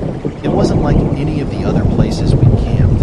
It felt ancient. We set up camp near the ridge, and while the view was indeed stunning, with the valley stretching out below, there was something unsettling about it.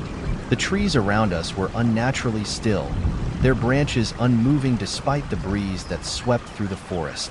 The air felt thick with tension, as if something were waiting, watching. That first night, we sat around the fire, cooking dinner and telling stories, but the unease never quite left me. My younger brother, Ben, kept fidgeting, glancing nervously toward the tree line. "I don't like it here," he said quietly. "It feels like something's watching." "Don't be silly," I said, trying to reassure him. "It's just the woods. You know how it is." But even as I said it, I knew it wasn't just the woods. There was something off about this place, something I couldn't explain. And then, as the firelight flickered, I heard it, a soft rustling in the trees.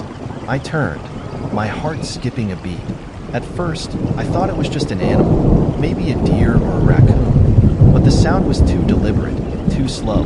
It wasn't like any animal I'd ever heard before. It sounded like footsteps, slow, heavy footsteps moving through the underbrush. Did anyone else hear that? I asked, my voice low. Everyone fell silent, and we all strained to listen. There was nothing. No wind, no rustling, just the crackling of the fire. "It's probably just the wind," my dad said, though he didn't sound entirely convinced. "Animals are more active at night. Just relax." But as the night wore on, the feeling of being watched didn't go away. Every snap of a twig, every rustle in the leaves leaves made me jump. It was like the forest itself was alive, aware of our presence, and it didn't want us there. Around midnight, the sound returned, closer this time and unmistakable. Footsteps, heavy, slow steps moving around the camp, but nothing was visible. I got up, shining my flashlight into the trees, but all I saw was the endless sea of shadows. "Okay, that's it," my dad said, getting to his feet. "I'm going to check the perimeter. Stay here, all of you." We watched him disappear into the darkness, his flashlight cutting through the trees. My mom pulled us close, her eyes wide with worry. "I don't like this. It's not normal. There's something wrong here." Before I could respond, the flashlight flickered and we heard a faint shout. "Get back to the camp. Now." The urgency in my dad's voice sent a chill down my spine. We didn't hesitate. My mom grabbed Ben, and we all bolted for the cabin, stumbling through the underbrush. I looked over my shoulder, expecting to see my dad behind us, but there was only darkness.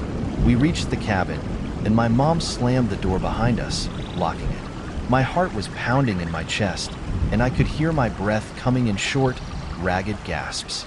The whisper of the wind through the trees was the only sound, until we heard it. A low growl, deep and menacing. It came from the woods, not far from the cabin. The growl echoed through the trees, vibrating the air around us.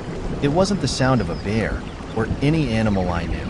It was guttural, primal, like something much larger and more dangerous. "Get away from the windows," my mom whispered urgently, pulling us all toward the back of the cabin. "Don't look outside." We crouched in the darkness, barely daring to breathe. The growl was joined by another sound, a strange, rhythmic thudding, like something was pounding the ground with its massive paws. It was getting closer. I couldn't help it. I had to look. I peeked out through the crack in the curtains, and for a split second, I saw it. A figure, just beyond the trees, moving with unnatural speed. It was large, much larger than any animal I had ever seen. Its limbs were long, twisted, and covered in matted fur. But it wasn't the shape that terrified me. It was its face. Its eyes were glowing with an eerie yellow light, and its mouth was open in a twisted grin, revealing rows of sharp, jagged teeth. And then it turned its head, locking eyes with me. My blood ran cold. I turned away from the window, my hands shaking. "Mom, Dad, there's something out there. Something big." A thud against the door shook the cabin, and we all froze. Then, another thud, louder, stronger. It was testing the door. "Stay quiet," my dad whispered from the corner of the room, holding his hunting rifle. His face was pale, his eyes wide with fear. "Whatever it is, we need to wait for it to go away." But the creature outside wasn't going to leave. We could hear it pacing around the cabin, its heavy footsteps making the whole place tremble. It growled again, low and threatening, as if daring us to make a sound. Suddenly, the door handle rattled. Slowly, deliberately. My heart was in my throat. I wanted to scream, but I couldn't. I couldn't make a sound. The creature outside wasn't going to give up. The handle rattled again, and then it stopped.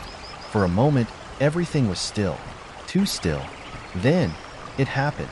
The door splintered open with a deafening crack, and the creature's face filled the doorway. Its eyes were glowing, its teeth bared in a snarl, and I could see the claws on its hands, long and curved like daggers. Its skin was a sickly gray, stretched tight over its bones, and the air around it smelled like decay. Before we could react, it lunged. My dad fired the rifle, but the bullet missed. The creature was too fast. We ran. We didn't know where, we didn't know how, but we ran. Through the woods, through the darkness, the creature's growls echoing behind us. I could feel it gaining on us, its heavy footsteps pounding the earth, its breath hot on my heels. We stumbled through the trees, branches scratching at our skin, and I could feel my legs giving out from exhaustion, but we couldn't stop. We didn't stop until we reached the car, and I heard my mom scream when she saw my dad collapse to the ground behind us. The creature had reached him, but we didn't dare look back. We piled into the car, my dad barely managing to scramble in after us. We drove without stopping, the headlights cutting through the darkness, and the sound of the creature's growls growing fainter in the distance. But even as we drove away, I could feel it watching us. We never went back to Ironclad Ridge, and to this day, I can still hear the growls in my nightmares, the sound of something ancient and monstrous waiting in the shadows. If you ever find yourself near Ironclad Ridge, be careful. The trees aren't the only things that hide in the woods. Some things, much darker, much more dangerous, lurk in the darkness, waiting for someone like you to come too close. And when you do, it won't let you leave.